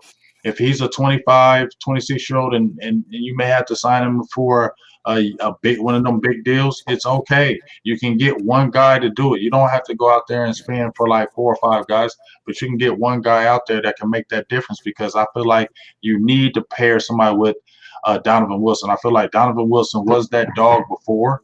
We just never got to see it. He was a physical, aggressive player when he was at Texas A&M. We're just seeing that on the pro level now. And if you get that dog with him, it's going to make that secondary and solidify it. And then, draft you a corner. You don't have to go me and personally reaching for a corner because there's going to be plenty of corners in this draft. And Cowboys do have corners as far as like backups on there. So you can get some guys, and you still have a draft pick of Reggie Robinson. You still have a Westry. You still can look at it. And them guys ain't old. Them is young guys. You feel me? So hit that cornerback, hit that secondary corner safety, a dog safety and free agency, a draftable corner, and hopefully you get somebody. I say maybe you can get somebody in the later round and get a gem defensive tackle because I don't feel like there's one in free agency. And then you have to get an aggressive coordinator out there. Don't just settle. Don't settle for a coordinator. Don't just settle for an in-house guy. Go there and look. He don't have to be the best friend of you. He don't have to be. Y'all don't have to be best buds. Y'all don't have to get along. Y'all can have friction. But let sure that defense be nasty as shit. Put that comment up. Put that comment up from Bay. Put the comment up from Bay real quick. What did they say? Get Bay's comment up there real quick. What do we say? What did he say? So I can see it. Second one down. Give Eric Bieniemy. No, I said from Bay. Your wifey. Oh, what she say? Oh, come on, get wifey up there. You gotta say boo. You can't say Bay. You gotta say boo. Boo. Thing. I don't know. Look, down here in Texas. I know. Y'all boo thing. See, look, in my Florida days, I've been on that boo thing too. But I'm in Texas now. Y'all said, Beasley will for sure be on 105. Oh, that's gonna be funny. That's gonna be funny as hell. He gonna cut up. No, he's not. No, he's not. He don't got no reason to cut up. His bills is banging. I'm shutting y'all up. I bet you he don't. I bet you have nothing but compliments. Look, I bet they put him in a position where he's going to cut something. We'll see. I think he's just going to be like, you know what? I appreciate my time in Dallas. I thank for everything you did. I know it's tough what they got going on right there. I'm telling you, I know how to talk like them guys, bro. My bad boo thing. I'm so sorry. My goodness.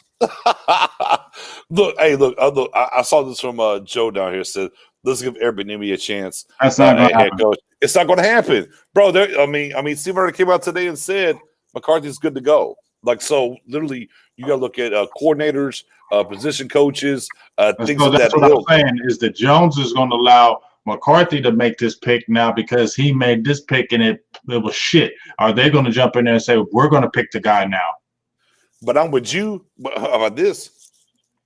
McCarthy could be stone-headed about his own damn. Look, we sit here and watch. McCarthy ain't got no damn power because he was begging for the job. Oh Lord! But here's the thing, which is fair. But I sat there and watched that Jason Garrett defend Scott Linehan. He let Scott Linehan get Dez up out of here. These coaches got fucking egos and what they want to, man. Oh my God! But he ain't no guy. If the Joneses say, "No, we're gonna pick," what are you gonna say? Mm-hmm. He ain't saying shit. I feel you, but again, for me, look, and I see some things circulate. I mean, low key. I mean, I guess I can't really be mad at. Like it would be weird, right? It'd be weird that the son of Bum was the head coach, and then he came back to be the defensive coordinator. That would just be odd. But I mean, I'm good on that. I don't think that's gonna be productive. Like it's just let me throw a name at you. Old milk. Let me throw a name at you. Guy that was a defensive coordinator, was a head coach, took a team to the Super Bowl. What do you think about Dan Quinn at defensive coordinator? People say Dan Quinn. What do you think about Dan Quinn? See, to me, here's my thing with Dan Quinn. Why do I feel like Dan Quinn is soft, though? Well, here's my point with Dan Quinn. I'm like, yeah, sure. I mean, yeah, you was up there with Richard. He was doing it in Seattle. I mean, you had those. Why do I feel like he's soft, though? But I'm like, you had all those guys in Seattle. You had all those guys in Seattle on defense. Yeah. Now on the opposite side of the ball, we got to Atlanta. You got him on the hump. You got him to the ball. I don't know, man. I mean. Look, he was a great defensive coordinator for Seattle. Fair. He had a lot of players, though. Now he did come and become a head coach and get that team to the Super Bowl. But on the same time, I'm just like, I'm with you. I'm like, just seem a little soft. I feel he's soft, dog. I just feel like soft. Yeah, I feel he's soft, dog. There's something about him. And I ain't hating on Quinn because he had them boys. It's just something about him, dog. I feel like he's soft, dog. I don't want him. And he a good name. I just feel soft, dog, and I feel like that won't be a good one. Maybe he might be good somewhere else, but I just feel no. I'm with you. I'm like, so who's on your radar? Like, I don't know these guys. I want to see what that San Francisco dude talking about. Let's interview him. He out of contract. I would love to see if they could have talked to like a Leslie Frazier who's over at Buffalo now. Let me ask you this. Oh, I'm gonna throw old head out. Don't throw no old ass names out to me. I'm going to though. I ain't messing with no old ass. Damn it! I'm going to anyway. I know. I ain't listening to old ass motherfuckers, dog. Look, I ain't asking to be a head coach. I ain't asking to be a head coach. I just want to be a defensive coordinator. I'm not asking them to bring her old ass, outdated scheme. I ain't asking for no Monty Kiffin. What about Marvin Lewis? Now, we was talking about that, and I thought about that. Like, that wouldn't be bad. Because I think Marvin would be a great D coordinator. Mm-hmm. But that's all I'm asking him to be. I think he'd be good because and I feel like Marvin Lewis, he got an attitude. He don't just be bowing down. I feel like he have that. But he dated. He dated a little bit. I'm borderline with Marvin Lewis. I'm not mad, but I'm borderline with it. You want to dip in college? You want to dip? I would dip. I would look at college. I wouldn't be scared of going to college. I mean, the Mitch Kupchak. I wouldn't be scared of college. I'm throwing at you, Mitch Kupchak, college. I mean, not great head coach in college. We've seen him do some different things defensively. I don't know. My thing is interview all these guys. Look, bring them in. Like for my dog Law says, a cup of coffee. Bring them in. Sit down, take your time, and get some. Because think about it, dog. Jerry don't mess with defense. Like, he always messing with offense, dog. And like at the end of the day, it's always about offense. Well, that's not true. It is too. That's not true. No, they went after defense in 2014, bro, and then they started concentrating. Well, look, 2014, 2015, not 2016, 2017, yes, 2018, and are we talking about I'm talking about drafting defensive players. Yeah, well, I'm talking about head coaches. Because I would say head coaches wise, right? What? Right. I mean, Jimmy's kind of the defensive guy, whatever the case may be. Okay. Man, move forward. When he had the defensive guys, we had very good defenses. Right. Then you had the 5'11" guy that coached our secondary forever. Dave Campo. No. Yeah, what was Dave Campo? Campo, Dave Campo. Dave Campo. Then you had after Dave Campo, you had who? Shane Gilly. No, Shane Gilly was before Campo. Okay, and then Campo, that was then was it Bill? Parcells? It was Parcells. Right. Then after Parcells, it was Wade. Come on, man. So there's been defensive coaches here. Oh, someone said go get Lane Kiffin. Oh, Lane Kiffin. I mean, obviously he's an offensive guy, but I ain't getting rid of Kellen Moore, dog. Kellen Moore. Yeah, Lane Kiffin. That's not going to happen. Again, that's why I just kind of look around this thing. Now, look. If Denver was to move on from their head coach, right? You got to think about him. He was over there the first year whenever your boy from the Raiders got over there, and how great that defense was. Faguni, however you say his name. Fangui. Yeah. Every time I see that name, I look at it and I feel like I can say it out loud, but I can't. Yeah. I can say it in my head though. I can't say it out loud. Yeah. Big Fanjos. Fangui, him. I mean, there's a guy. I mean, let me get my Metro Boomin on the mall. Hey, let me get my guy. No, here's a guy. Yeah, it's crazy. I mean, I don't know. I mean, it's just it's just insane. Like we see here now. Look, we'll dial this back up, James. We'll dial this back up. Over or under? Outside or inside? Outside is over. Inside is under. Outside. What are you thinking? For the next, how about this? Do you think they're going to replace the defense? Are they going to replace Nolan? Yes or no? Yeah. They're going to replace Nolan. Okay, he's getting replaced. Is he going to be from outside of Frisco or inside of Frisco? I'm leaning to what your ass is saying now, dog, because you feel like George Edwards ain't just sitting around there for no reason.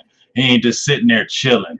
And plus, he was a coordinator. He was effing with Buffalo, Minnesota, all like that. He ain't just gonna be just sitting there and chilling. They ain't gonna get a try, dog. I just feel like you right on that. And they don't want to take the time because they don't want to gamble. See, they don't want to gamble on somebody they don't know because they're scared. So they ain't gonna gamble on somebody they know. So they'll be safe and go that route because they safe motherfuckers. There you go. Joe hit us with it. Fangio. Whatever his name is. Him. Yes. Him. But I'm with you. Look, key though. Look. Let me give you something that I truly believe in my heart of hearts when it comes to the history of the Dallas Cowboys. I never believe that we'll prosper as a 3-4 defense. I don't. I just don't. I'm sorry. We didn't back in the day. Yeah. I'm going all the way back. I mean, we had like 59 sacks. Bro.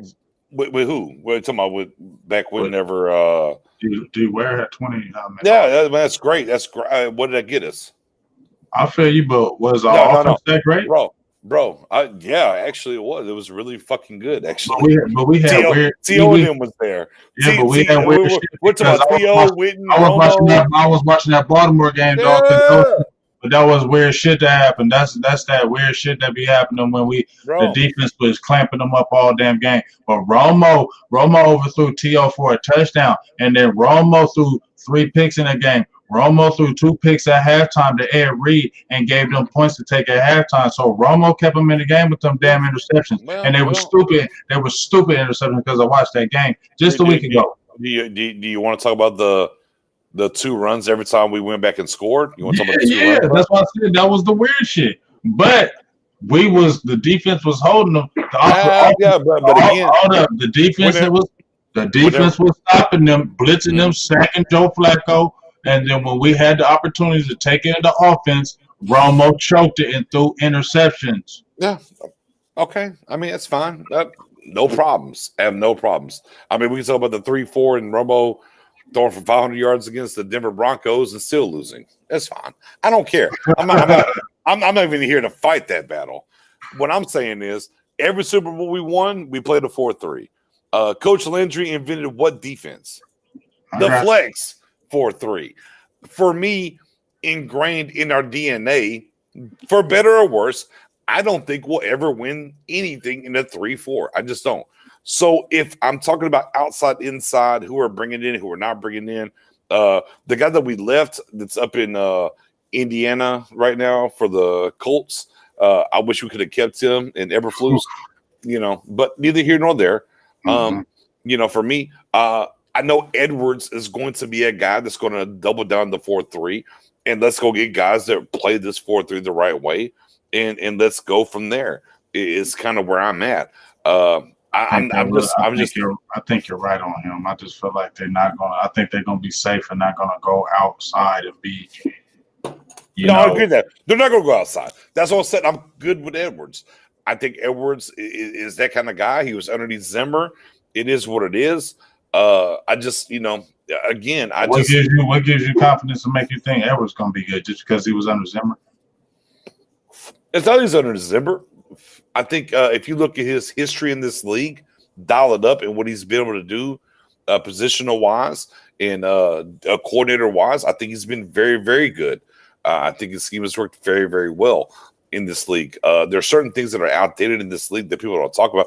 Like, yes, you can run cover 2 at certain points. Overall, you cannot run a cover 2 defense anymore. This is not 1999 to 2005, a la the Bucks, and think that if I get a great outside linebacker and a great hard-hitting safety and one good corner, then I'm good to go. It just doesn't work that way no more. If you got that front, it sounds good. Look, how about this one?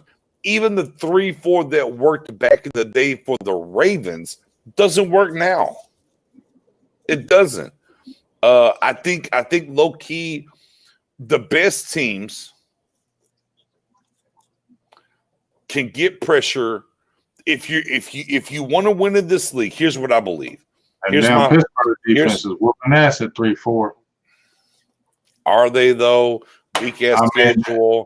They ain't whooping ass, but I mean, it has its weaknesses. I mean, it does. I mean, you can run on that mud sucker. You can catch. You can eat over in that zone. But I like the 3-4. If you can disguise, you got different guys that can play multiple positions because you can flex in and out of that, and then you can always attack. That's the biggest thing. It's a very attacking type defense, and that's why I like that. Yeah, you may get some yards, but we can dial up a quick blitz and out of nowhere, boom, maybe get a sack, fumble, big interception. That's why they get turnovers, because it may not be the strongest defense per se, but they get turnovers, and that's what keeps the team in the game. BJ, is turnovers. What have we been screaming about forever? We can't get defensive turnovers. What did we just see in this game against the Cincinnati Bengals? One of the reasons why they won this game was because why?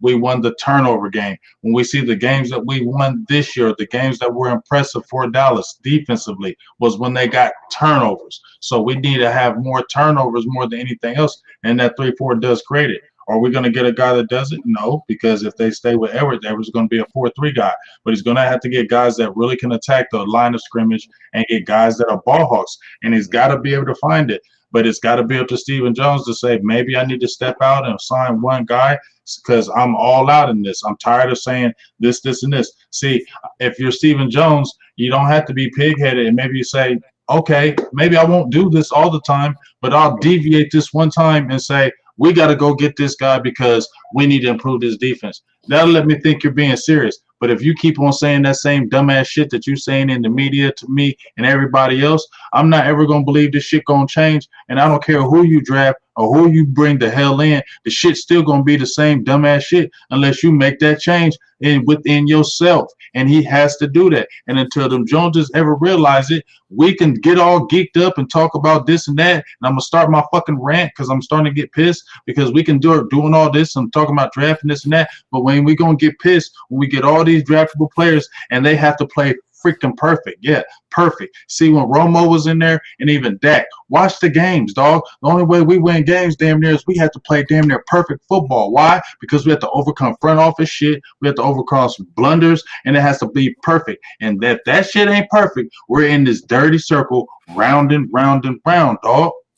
Yeah, I mean, here's the thing. The best way to win in this league, for me personally, and anybody in the comment section disagrees with me, by all means chime in. Big game, obviously, let me know. The best way defensively to win in this league is to get pressure with your front four, nothing else. Period. So, if I switch to a 3-4, my nose tackle is not going to get pressure. My defensive ends are set up really not to get pressure. They're really set up there to let my two outside linebackers maybe get pressure. And if I happen to blitz and get a guy. See, I'm taking too many risks. I'm doing too much.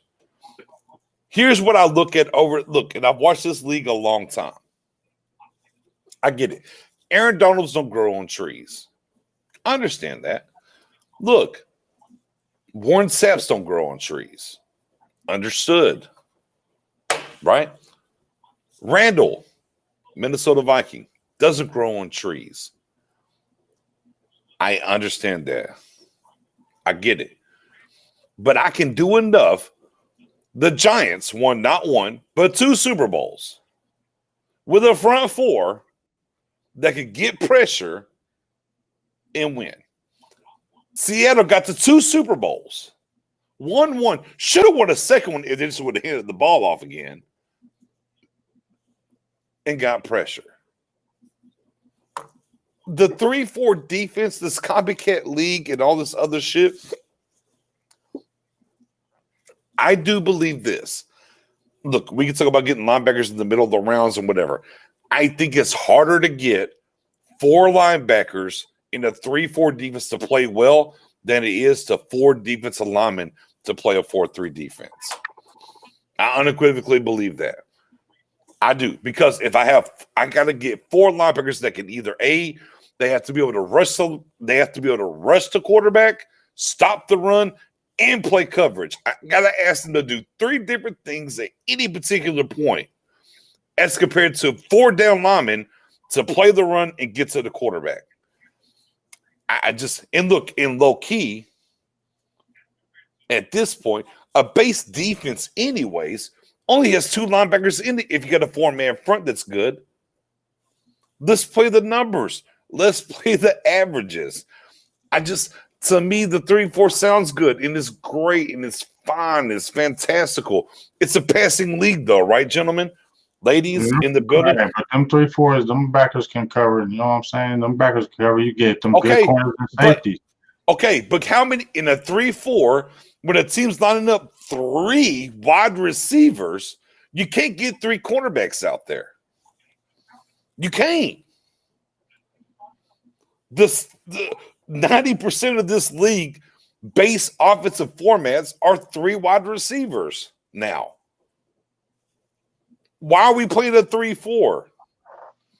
You don't think they have more cover corners? They're playing a lot more zone, but they're probably baiting them, and you can disguise coverages, especially baiting them with them linebackers on them false blitz. That's what you get them turnovers. You know what I think? I go back to Chris Richard. The one thing that makes a quarterback hesitate the most when he comes out, and every single one of his wide receivers are pressed. So I don't know where I can go with the ball. But when I come out here and there's a guy 10 yards off the ball, I know exactly where I can go. All I got to do is this. And I got a 5-yard pass. Period, point blank. I just think at the end of the day, hey, guys, it's just me talking out loud. What do I know? I'm like y'all in the comment section, me, Big Game James. Hey, man, we watched the game. We played the game on different levels, the entire 9. And, who finished first, the tortoise or the hare? Who knows, right? What was first, the egg or the chicken? I don't know. Here's what I think. If I got to stop the run, I should need 4 versus 5 is what I need. That's what I believe. And then I figure out the rest. I mean, here's the thing. I don't think it – you already hear Jerry. When Jerry come out and said that we shouldn't have switched, we went too fast, we was too eager and trying to do that, that tells you right there Jerry didn't like that. And if Jerry don't like it, they're going to go back to those strictly 4-3. Like you said, they're probably going to stay in-house, bring old dude in. So I ain't even really talking about 3-4 because if you're going to go to a 3-4 defense, you have to fully commit to it. When Bill Parcells came over here with that 3-4 defense and that principle, he brought 3-4 guys over already. He brought 3-4 people. He brought he brought your big boy in the middle, Ferguson or whatever. He brought them guys, and then he went draft heavy on backers, linemen that were flexible. He went all out, and he built that defense to a 3-4. That's why they switched over. That's why they got Wade Phillips too, because when they had Wade Phillips, Wade Phillips was already a 3-4 guy, and they didn't want to switch back to a 4-3. So that's why it meant sense to go after a Wade Phillips because he was still a 3-4 guy, and he still sprinkled his hands on that damn defense even when he was a head coach. Yeah, I mean, which he should have. Look, Wade was the right hire for what we had in house. You know, Wade's the same guy. Every time they take off, they land. Wade will tell you, well, we just survived death because percentages said we shouldn't have done this. So, I mean, that's your head coach in a nutshell. You know, I mean, 3-4, as I see Anthony say, 3-4 best in disguising the blitz. Who cares when you don't blitz? But that's what I'm saying. But if you go into that 3-4, you getting a guy who blitz because you ain't getting a dude who runs a 3-4 and don't blitz. That ain't make no sense of why you don't even. Are you sending 1 or are you sending 2? Because in the 3-4, it's 3 I can send 1, I can send 2, I can send 3, I can false blitz me, I can send the whole house if I need to. Dog, I can cover 0 you, dog. I can do all that. You can 0 cover now. It doesn't matter. In a 4-3, you can 0 cover. I know that. But I'm just saying they're not going to do it. So I'm not going to keep talking about a 3-4 when I really don't think they're going to switch to it. You feel me? Just like if we're talking about a draft and we know damn well we're not going to get this player, I'm not going to keep talking about a damn player when we know damn well Dallas is not probably going to draft this dude. Hey, but James, that's our conundrum, though, James. We know Nolan wanted to switch over, hence the signings, and then they had the ballot. And there ain't nowhere in hell they keep Mike Nolan. Right? Did they have the dollar because they couldn't understand it or whatever?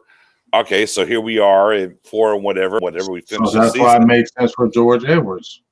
Yeah, well, I mean, it does, but if they bring in a 3-4 guy, then that changes the whole draft.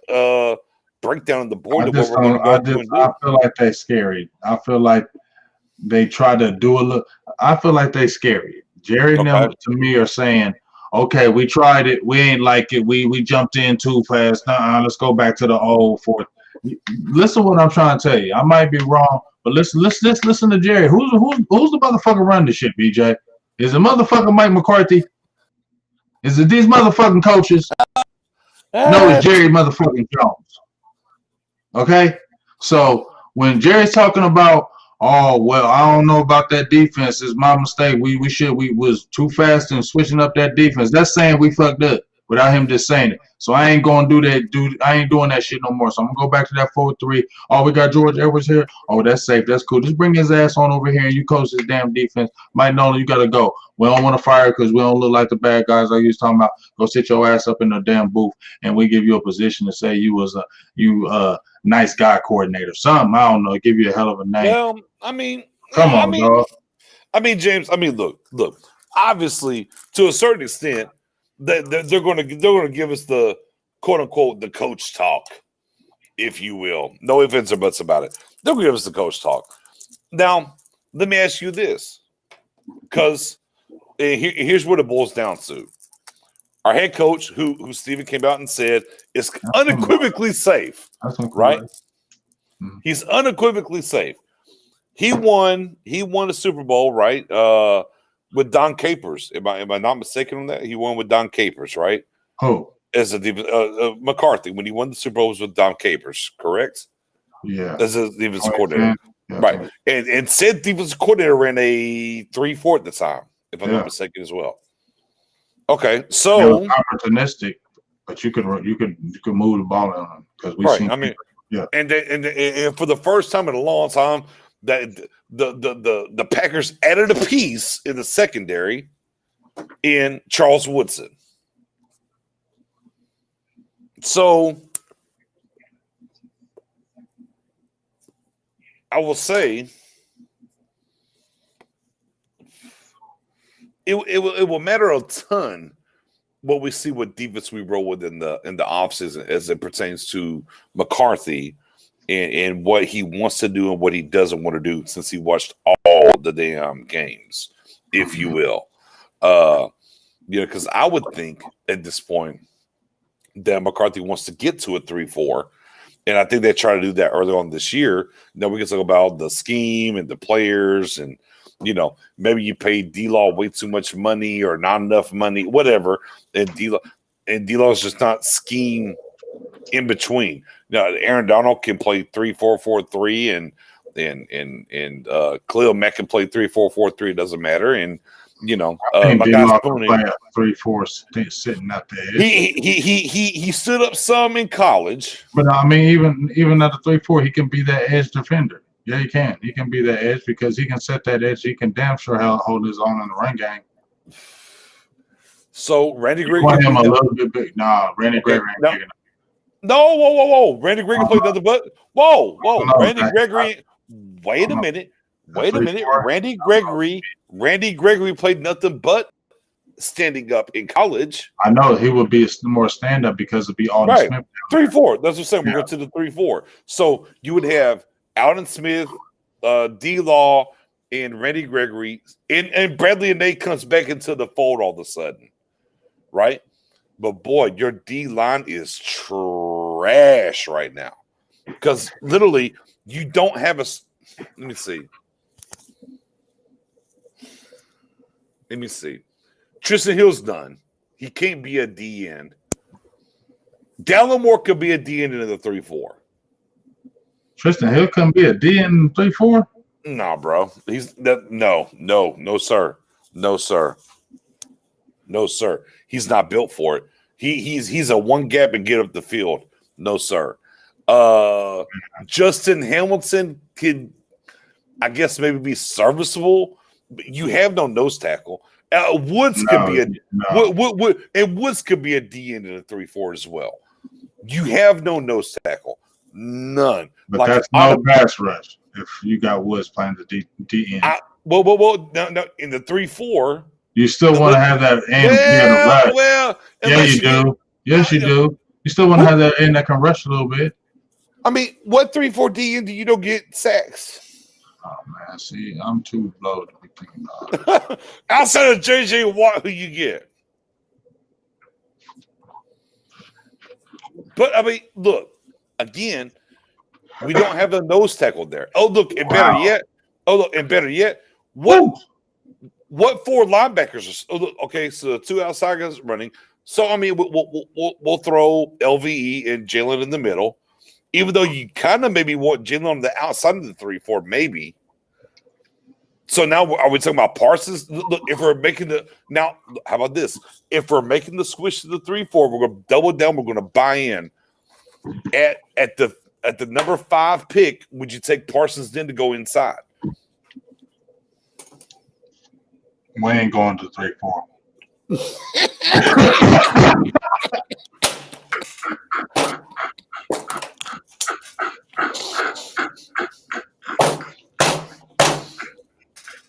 Oh shit!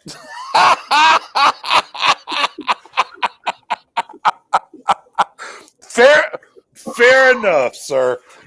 Just stop talking about the shit, dog. We ain't moving to it. Oh shit! I told you be doing this shoulda, wouldas with Dallas, dog. Once they start telling you what the fuck they gonna do, let's stop talking about that shit. That ain't happening. Look, I can just bring it up. We can do what my damn cup's got smoke. Look at my cup getting smoked off.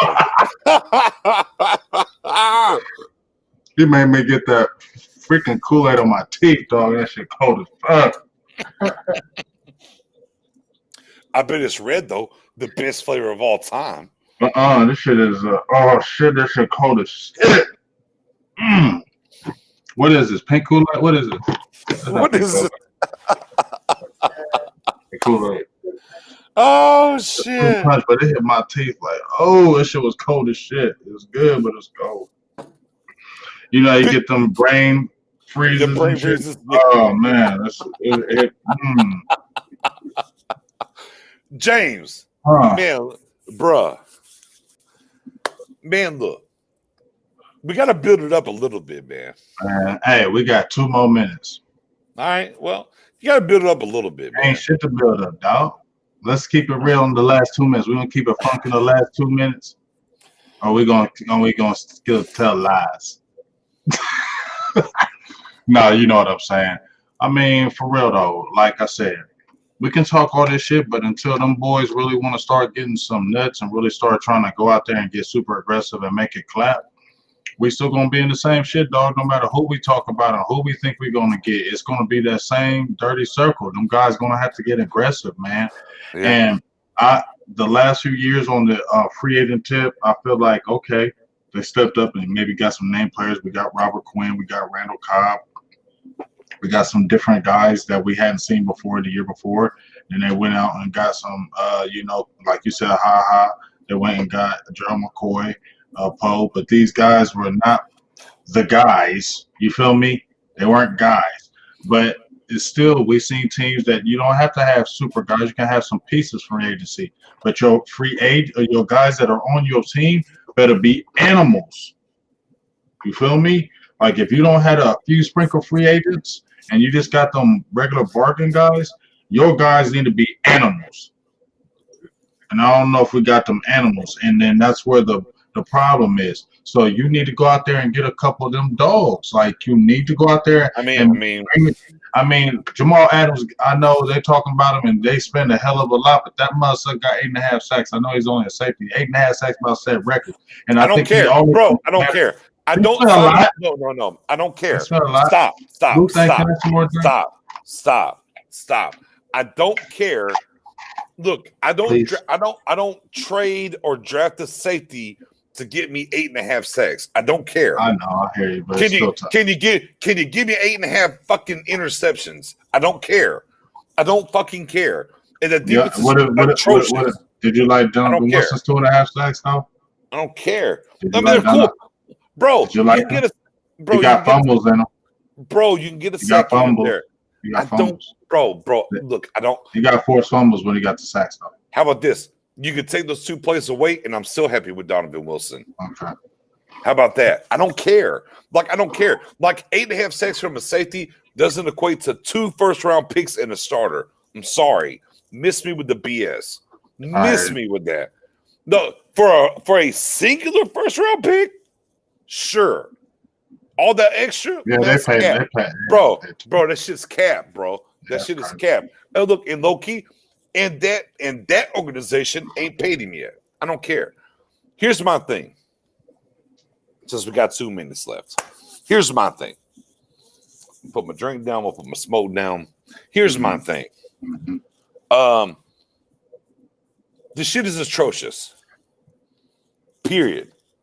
Point blank. As my girl Mary would say, it's a fireable fucking offense across the board.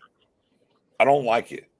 I'm not going to bang the drum of, because if I get to the point that I bang the drum of the Joneses are in power and will never get nowhere, then what am I doing this for? I feel you. What am I doing this for? I might as well shut my damn MacBook, sign out, cancel my Stargame group, man, and chill the fuck out. And it is what it is. Look, play my PS5 or my Series X. Yes, I do have both. And just shut the fuck out. At the end of the day, I have to believe that it's going to get better. And at the end of the day, I do believe for this team to get better, as I look at its constructed and what's going on, is you do re-sign Dak, and I do believe the 4-3 is the way. We got to find that stud defensive tackle. And look, I think we can maneuver money enough to go get a stud safety to go alongside Donovan Wilson. And then we'll see. And then we'll play it from there. It's frustrating. It's aggravating. This season's been S9, S10, S11. But yeah, I mean, look, it is what it is.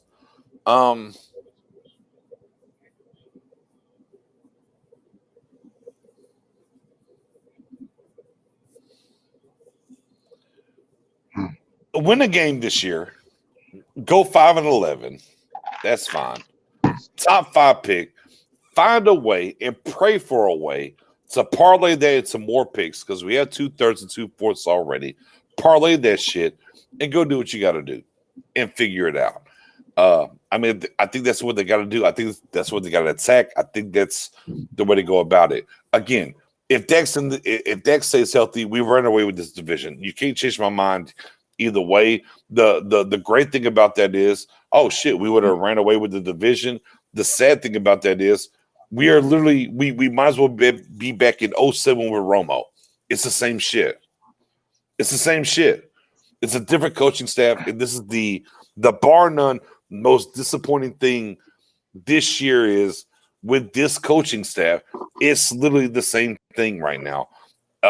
Yeah, hold on to Dak to make sure we can be competitive and figure the rest out. I mean, maybe Zeke is just DeMarco Murray. I don't know. The thing that we didn't talk about tonight, and I will close with this big game. Mm-hmm. We talked about the DeMarcus Wares. Oh, we've done this a ton. The DeMarcus Wares of the world, the Jason Wittens, the TOs that were here, the Romos, the Miles Austin's Pops, you know, all these different things that these guys we wasted. The Cowboys, right? We have a patch. We have a patch, right, on our shit. It says what, 1960, right? Mm-hmm. Be clear. When I say this will be some more pushback as well. But if you dial it up, see the journeyman, see where they drafted, see what they did. Be clear. So 60 to 20, 60 years, if I'm not mistaken. Oh, no, yeah, simple math, right? 40, 60, right? Simple math, 60 years. We literally wasted the best offensive line in Cowboys history for what? Literally 3 first-round picks. You had a fourth there for a while. I get it. He was an undrafted guy. Look, if he never had the issue with his girlfriend getting murdered, God bless the dead, he had nothing to do with it. The Giants take La'el Collins and not Eric Flowers.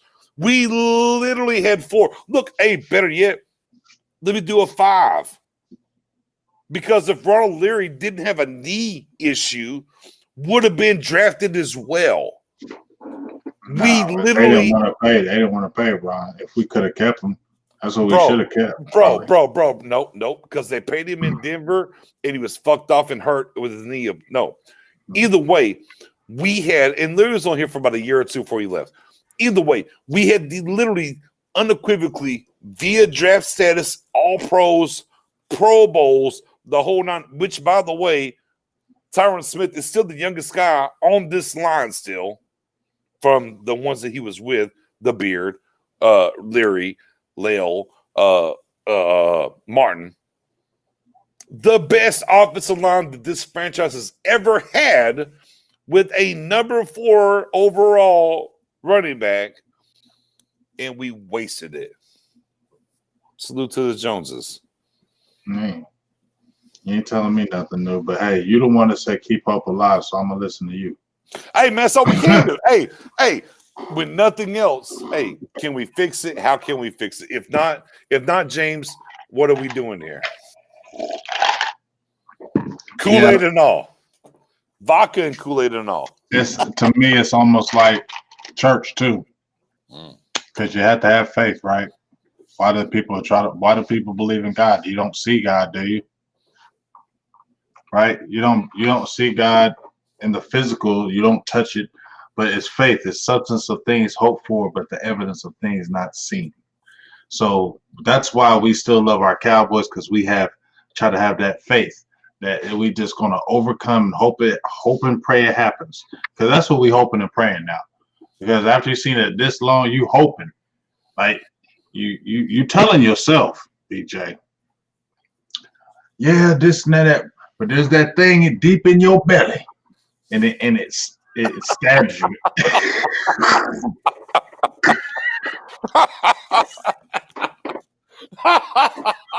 That's going to be right next year, though.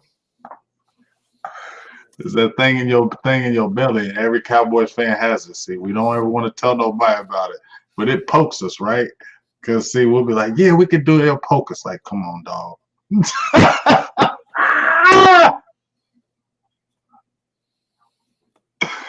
Come on, Cowboys. We got to do better to get that poke out of my belly. Because it be poking. Like, come on, dog. You know better, dog. Come on, man. You know they ain't doing that. I'm tired of having that feeling. On the real tip, on my closing, I'm tired of having that feeling for real. That I don't want to have that feeling anymore. That I don't want to feel like that about my team, because I don't want to feel like the team has to draft perfect players, good players. Like, we have to overcome so much to win games, and I don't like that, and that has to change. We know that. Have you noticed? I mean, that just we have to overcome too many things to win games. Like, it's never easy. It's never easy games. When Dallas wins games, they're never easy. They're always like hard and dramatic and crazy and take everything out of you. Dallas got to stop that, man.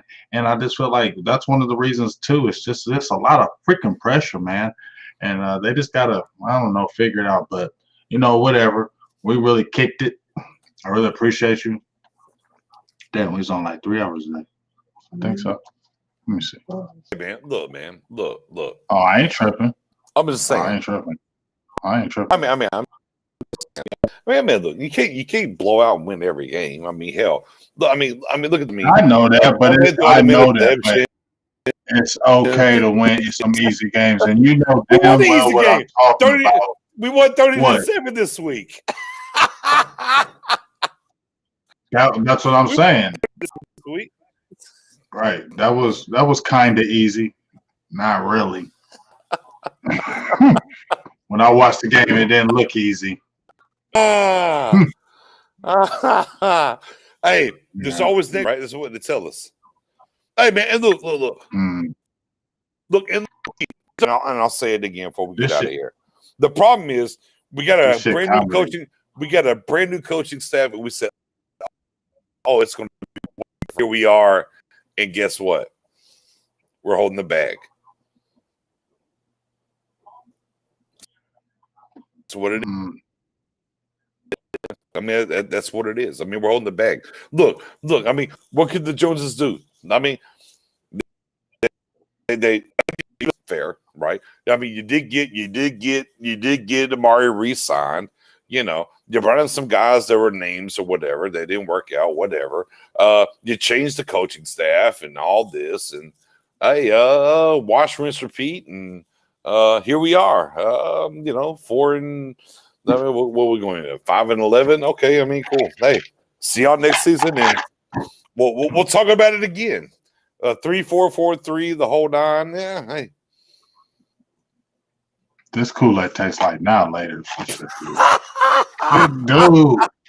That's why I was trying to figure it out. I wasn't playing you off. I was listening to you, but I was definitely trying to figure out what the Kool-Aid. It tastes like best. The best. Annihilators. Yeah, it tastes like annihilators. I ain't had an annihilator in a very long time, and that shit tastes really good. Mm-hmm. Stop the run. Look, yeah, fair enough. Samir Morris, yes, stop the run. We ain't done that shit in years. I'm with you. Stop the run. Hey, the last playoff game against the Rams, CJ Butterball Anderson, last game, tore off on us. And we ain't stopped the run since. Yeah, fair. Hey, all it's fair. Like there's nothing that you can't say that isn't fair. I get it. But I mean, we can't just throw the baby out with the bathwater. I mean, it's a process. We got to figure it out. Yeah, sure. We expected it to be different because Garrett and them were gone and whatever the case may be. It didn't work out that way. Okay, well, dadgummit, here's another draft and we'll see what happens and we'll talk about it or whatever. Look, I'm not as bad as James. Look, and I completely understand his point. I do. I completely understand. Yeah, you understand it, but you just talking to yourself like you did. You just telling the truth. Like, why would I do this? Because I gotta believe. That's what you're telling yourself. And that's what I'm telling myself. That's what I'm telling myself. I gotta believe. But like I said, there's this thing in my belly that will poke me. And when that poke goes away, until I get that poke out of my body, I'm gonna say that mother sucking poke. Now y'all ain't gotta talk about that poke. Y'all ain't gotta act like the poke don't exist with you. But guess what? When you're by yourself, it's real. It's real. By yourself, and you be like, damn it, we ain't never gonna do it. Oh, hey, what's up? We got it. It's real. It's real. Just remember that poke. It's real. It's real. It's super real. That look, ask anybody in the chat. Do y'all? I'm gonna ask y'all in the chat. Whoever in the chat, I got 55 people in the chat. Tell me, I'm not hating. I love my Cowboys. I'm not trying to be a pessimist. But do you believe there's a poke in your body when you're saying Cowboys? Oh, I love Cowboys, and then there's some poke you and be like, oh, hold up, don't get to calm down. Is there that poke? It's a poke. Y'all know it. Well, I mean, hey. Can't wait for Cole Beasley. He know the poke. Can't wait for Cole Beasley tomorrow on 105.3 The Fan. I'm telling you, man, I don't think he's gonna turn up, but I want to see. But I don't think he'll turn all the way up. I guarantee. I don't think he's gonna turn up because he's gonna have one. No, he's gonna have. He might have. He's gonna have one. He's gonna have one. He's gonna have. I promise you, he's gonna have one. He's gonna have one, James. He's gonna have one. I promise you. Yeah, see, they know about the poke too, but I think he's gonna be cool because Bills is winning. He ain't got nothing to say. Because if I was Cole and I came back on and not left kind of maybe disgruntled and felt they kind of dissed me on the way out, not even give me no money to try to play me. Okay, I'm gonna go over here and we're gonna ball out. Now we balling out and I already killed y'all on Thanksgiving. I killed y'all on Thanksgiving. I'm talking for about me. I came over here the same year, came over here and killed y'all. You feel me? And my team in first place. We going to playoffs again. Ain't nothing I gotta say to Dallas. I ain't trying to turn up on y'all. Hey, thank you for the time. Hold on, wait. I'm trying to say catfish how I was talking because I was feeling myself. Then why he jumping on the local radio?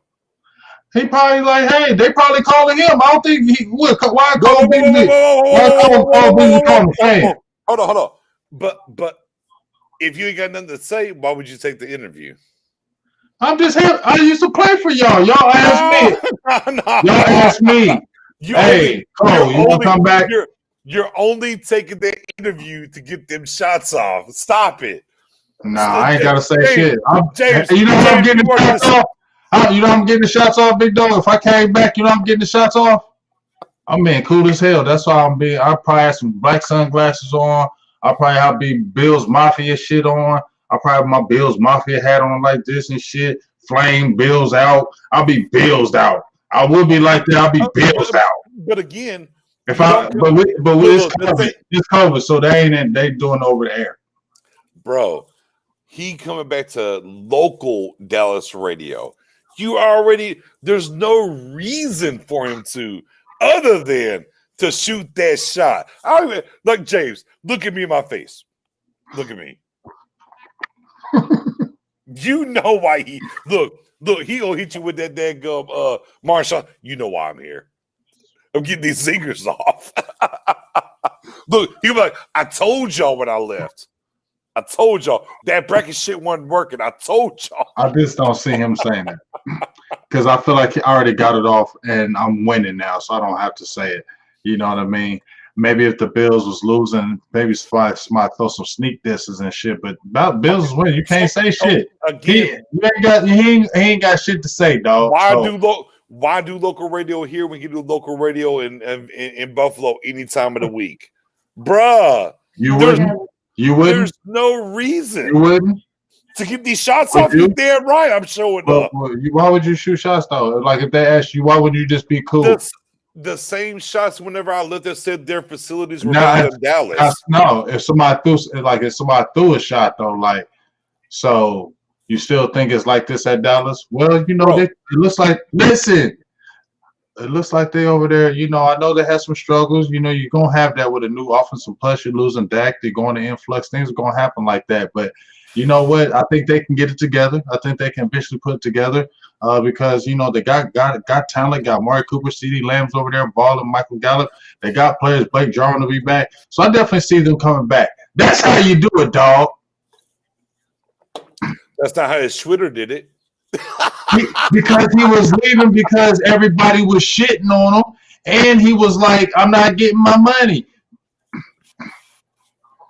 I should get paid, and Dallas was like, "Hell no, we ain't paying you shit." And he's like, "Okay, y'all gonna play me like that?" He was being quiet when nobody was saying that offer with Beasley. He wasn't saying shit, and then he came out there like, "I don't know why everybody's saying something. They ain't even offering me shit." He came out there after everybody kept talking. Steven said, "I offered." He said, "I wasn't fucking with Beasley no more." That's what Stephen Jones basically said. "I ain't fucking with you no more, Beasley. We good." And he felt some kind of way about that. So he started talking shit. And then people was like, "Man, Beasley, nobody need you, no way." And then you know he's going to start clapping. I'll tell you what. I'm willing to bet you a 10-wing combo, your way, my way. Bees gives us a hotline tomorrow. All right. How much will we bet? 10-wing combo. Whatever spot in your area, whatever spots in my area. All right, I got you. I'll bet you a 10-wing combo. Bees is gonna give us a hot. If he don't give us a hot combo, he's gonna give us a album release date. All right, I'll go with that one. Hey, let me ask you this before we get out of here. Real shit. Mm-hmm. I mean, look, School Bees is coming back or whatever. We got a little 10-wing bet, and we have a good time here, man. We appreciate everybody rocking with us. We need $2, $4, $5 horrors, the whole 9 from my guy over here. If it was up to you. Because I don't think we talked about this on your show or in between of us on Twitter or anything else. I don't think I've asked you this question, and I don't think I've seen you post this yet. So I want to ask you this question. Even though with Stephen Jones coming out and saying what he said today, but at the end of the day, would you bring Mike McCarthy back this year? Or would you say, you know what, you're right here for the hump to get us over the hump. We didn't. I'm going to wipe the board and go from there. What would you do on the Mike McCarthy train? I was like super strong on let's bring him back to injuries, and I want to give him another chance because I want to see him with Dak. But I'm gonna keep it real. Like if Stephen Jones came and said, "Yeah, you know what, we're gonna just start all over with the staff," I wouldn't be like, "Damn." I'd be like, "All right." You get what I'm saying? So I guess I'm just because I feel like Mike McCarthy once again. I feel like he didn't bamboozle. You hoodwinked me. You bamboozled me, dog. Like I feel like you lied to kick it. You said it in live interviews how you said you did this, but you didn't. And that tells me you probably didn't study like this. And let's think about it, BJ. He came in with Dak and Amari, and you got CeeDee and Gallup, and then Zeke and Pollard. Right. You looking at I came in with wealth, health, goodies, and all that good stuff. So I don't got to worry about this shit, dog. You don't think coaches do that? We think every coach in there studying every. Coaches don't do all that shit all the time. Maybe he was sitting back there Like, we got this, dog, and now all of a sudden these injuries coming up. Oh shit! Now we lose Dak. Oh hell, no, I wasn't prepared for this, and now we looking unprepared. That does happen. So I wouldn't trip out if they came and asked them. But once Steven says that, shit, you already know what it is. So I'm cool. Yeah. I'm only giving him a half a year though. If he come in next year and we in half a year and we playing bad and we got a badass record, fired. Two things there. I noticed every player that you named was not a defensive player. Fair. He's an offensive-minded coach. Two, fuck Steven. I'm talking about big game James running the Cowboys. Are you bringing back Mike McCarthy? Are you cutting him? I'll fire him. Fair. That's all I wanted to hear. That's all I wanted to hear. So you're on the I just be like, blow this shit up, trade with me. Blow this shit up. I just be like, I mean, and please, people be like, damn, you be double talking, Jay. But I'm not. I'm cool with, I'm not on the train like, no, Mike McCarthy got to stay. You know what I'm saying? Let's give him another. Every week changes, Big J. Everything changes. Like we talk about this shit. But if I was the owner, I'll probably look at him like, yeah, dog, just buy. Here's the thing, man. It's a bad taste in my mouth. Just get all you motherfuckers. Yeah. I just be like, all you motherfuckers, you just be sitting in the crib. All you motherfuckers just get the fuck out. That's what I'll be like. But on the same token is, and then I come on air and say everybody I effed up. Fair, but again, we do this like 1, 2, 3, 4, 5 times a week, every week from preseason, the draft, training camp, and what people don't understand is, as the season materializes and different things happen, it gives us space within those weeks to change our mindset about what's going on. It's very much easy for people to say, well, week 1, yeah, and then week 10, oh, firing. But when you're in the heat of the battle and what's happening and we're talking about it, we have a different attitude about what's happening from week to week. Again, for me, the most disappointing, and I'll still stand by this, the most disappointing thing that has happened this entire season was the anonymous guys going to the media.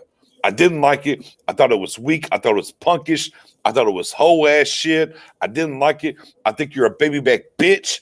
If you don't want to put your name on it, I don't want to hear it. Period. Point blank. That's how I feel. And I didn't like it. Look. No disrespect to what's her name? Blonde hair. She ran with the report. I see her face. Oh, Jane Slater. Jane Slater. No disrespect to Jane Slater. Like she played her part.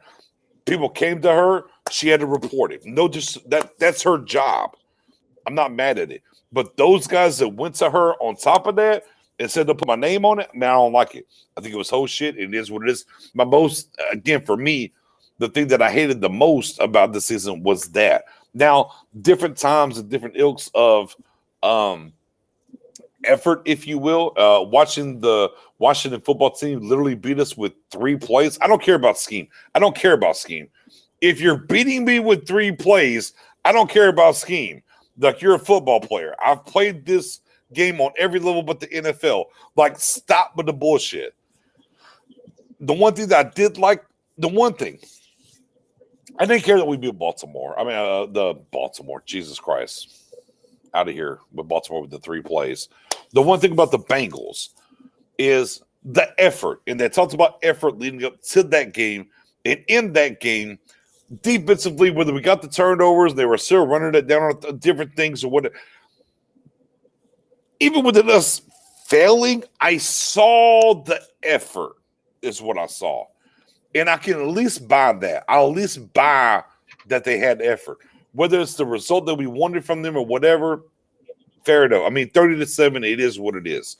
I like the effort. And we got to figure it out going forward. I mean, a lot of these guys won't be here next year. We got to figure it out on defense. We can talk about the money on offense versus the money on defense, different things of that nature.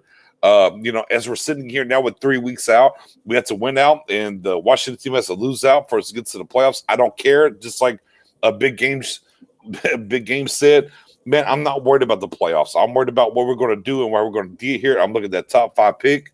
The best thing happened, as I said at the top of the show. We won, and we stayed with the 4th overall pick. I mean, hey, look, I'm not team tank. I want to go. I want to see effort. I want to win. I want us to play well.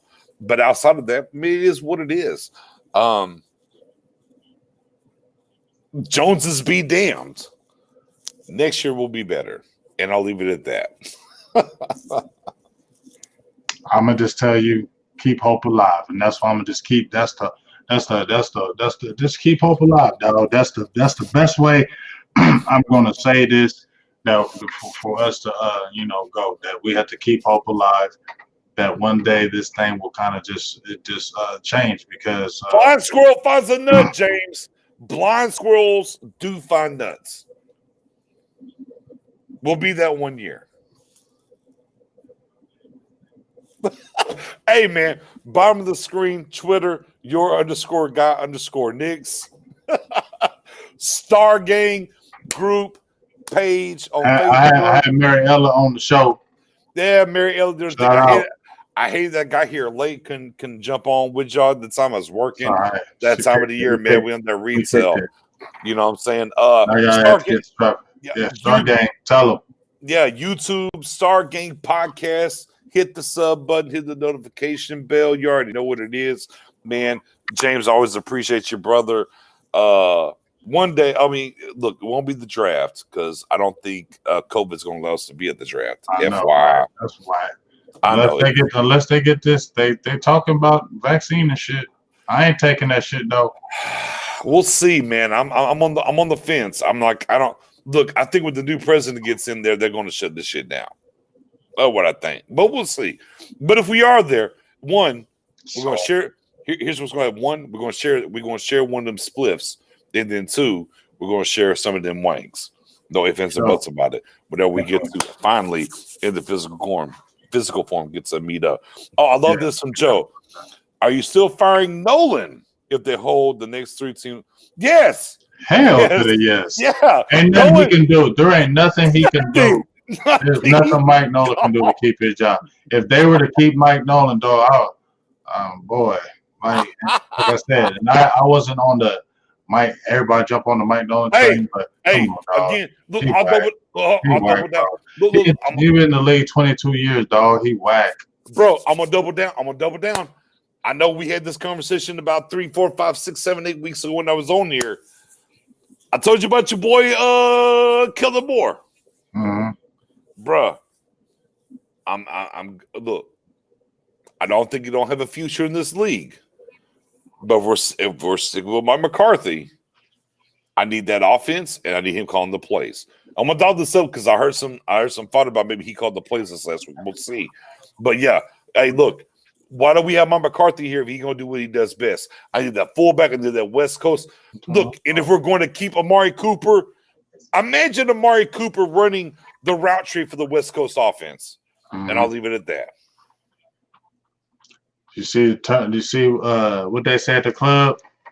Last call. Last call for alcohol. Last call. They said last call for alcohol. And then they say you ain't gotta go home. But you gotta get the hell out of here. So, you know what it means when you know what I'm saying? See, when the lights on, when they turn them off, like, hey, you know what I mean? Hey.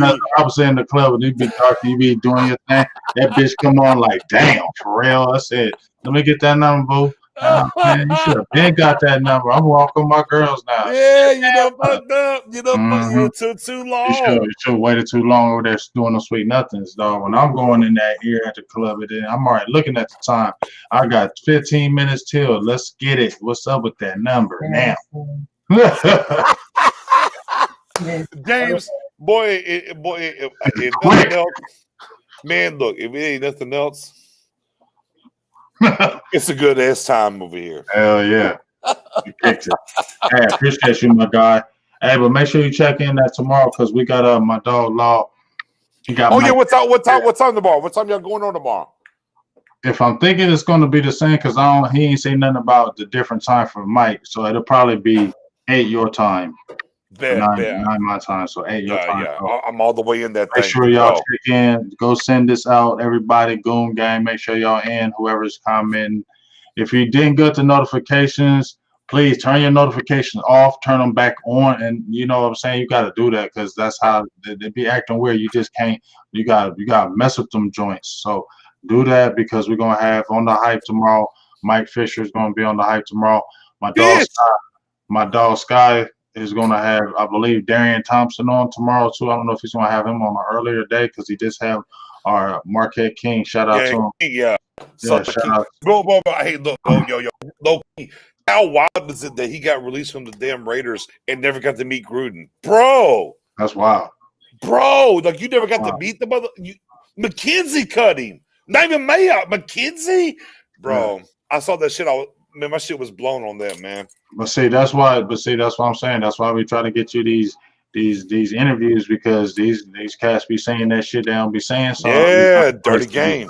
That part. You feel me? So that's why we try to bring them on because we try to get everybody, you know, just not everybody like bring it out of you, but they just feel comfortable kicking it. So start telling, hey, this what the really fuck happened, and you know, people like, okay, that's real, and then it not only makes you think. It makes you think not different of a person, but it makes you be like, yeah, okay, now I see. It just makes you think of how the NFL is more of a dirty game than you think it is. Hey, y'all, man, low key, letting the hype on what y'all do with those interviews, man, y'all give them a platform. Y'all give them a platform to be comfortable to do those things. Be comfortable and just be yourself and chill. Kick it. That part. Be yourself. So check that out. We'll see how much Fisher's spewing because I sent some good ass questions to his ass. So we'll see what he's going to be talking about tomorrow because he got some good ones coming at him. Ain't no ducking and dodging. So we'll see what Mikey talking about. Hey, you better talk that shit about them Joneses tomorrow with him. Give me the first question, dog. That's the first question. I already know what you, James. I already know, baby. No, don't play with me. That's the first question coming out the fucking gate. You know what I'm saying? You going to see. They coming like flame on. So hey, I'm locked in. So make sure you check that out. And then, you know, during the week, we're just doing our Cowboy thing. I got my guy Connor live say he's coming on Friday. Good content. Yeah, we're going to do draft because he be on them draft guys. Dalton Miller's going to be coming on again. He be on that draft shit, and I like Dalton. And then my guy, Mike White, you know, Thursday Burgers and Blitzes. So, you know, we're just kicking in y'all Star Game. Ain't y'all doing Star Game tomorrow too? Yes, sir. Again, Star Game Podcast, YouTube, like, follow, subscribe. What time's that gonna be on? Yeah, we on 8 p.m. Oh, damn, y'all on 8 as well. Oh, so what? I mean, I know that, but but I want to watch. Well, I'm gonna catch the replay on y'all. Put this in your ear. Get you a Bluetooth. Put it in your ear while you're talking. Yeah, it's info. That part. Dual cast on me. Here, one is in there. Yeah. But we jump on 8 p.m. Central, 9 p.m. Eastern with the Cowboys Report. It's me, Spoonie, Mariella, bringing it to you live. Star Gang, the Facebook group Star Gang is also the Facebook page, and as I said once again, YouTube Star Gang Podcast. Hit that hit the notification button. Big game. Love you, brother. Appreciate you as always, man. Appreciate you. Hey, be safe out there. Hey, and all y'all take care. We both out. We going to bed, do our thing. We love y'all. Thanks for everybody stayed in, the mods, the donations, everybody who stayed in on the late night show. But that's how we do. We have a good time. We kick it. Sporadic. All right. But we out. Appreciate you, big dog. Y'all. Peace.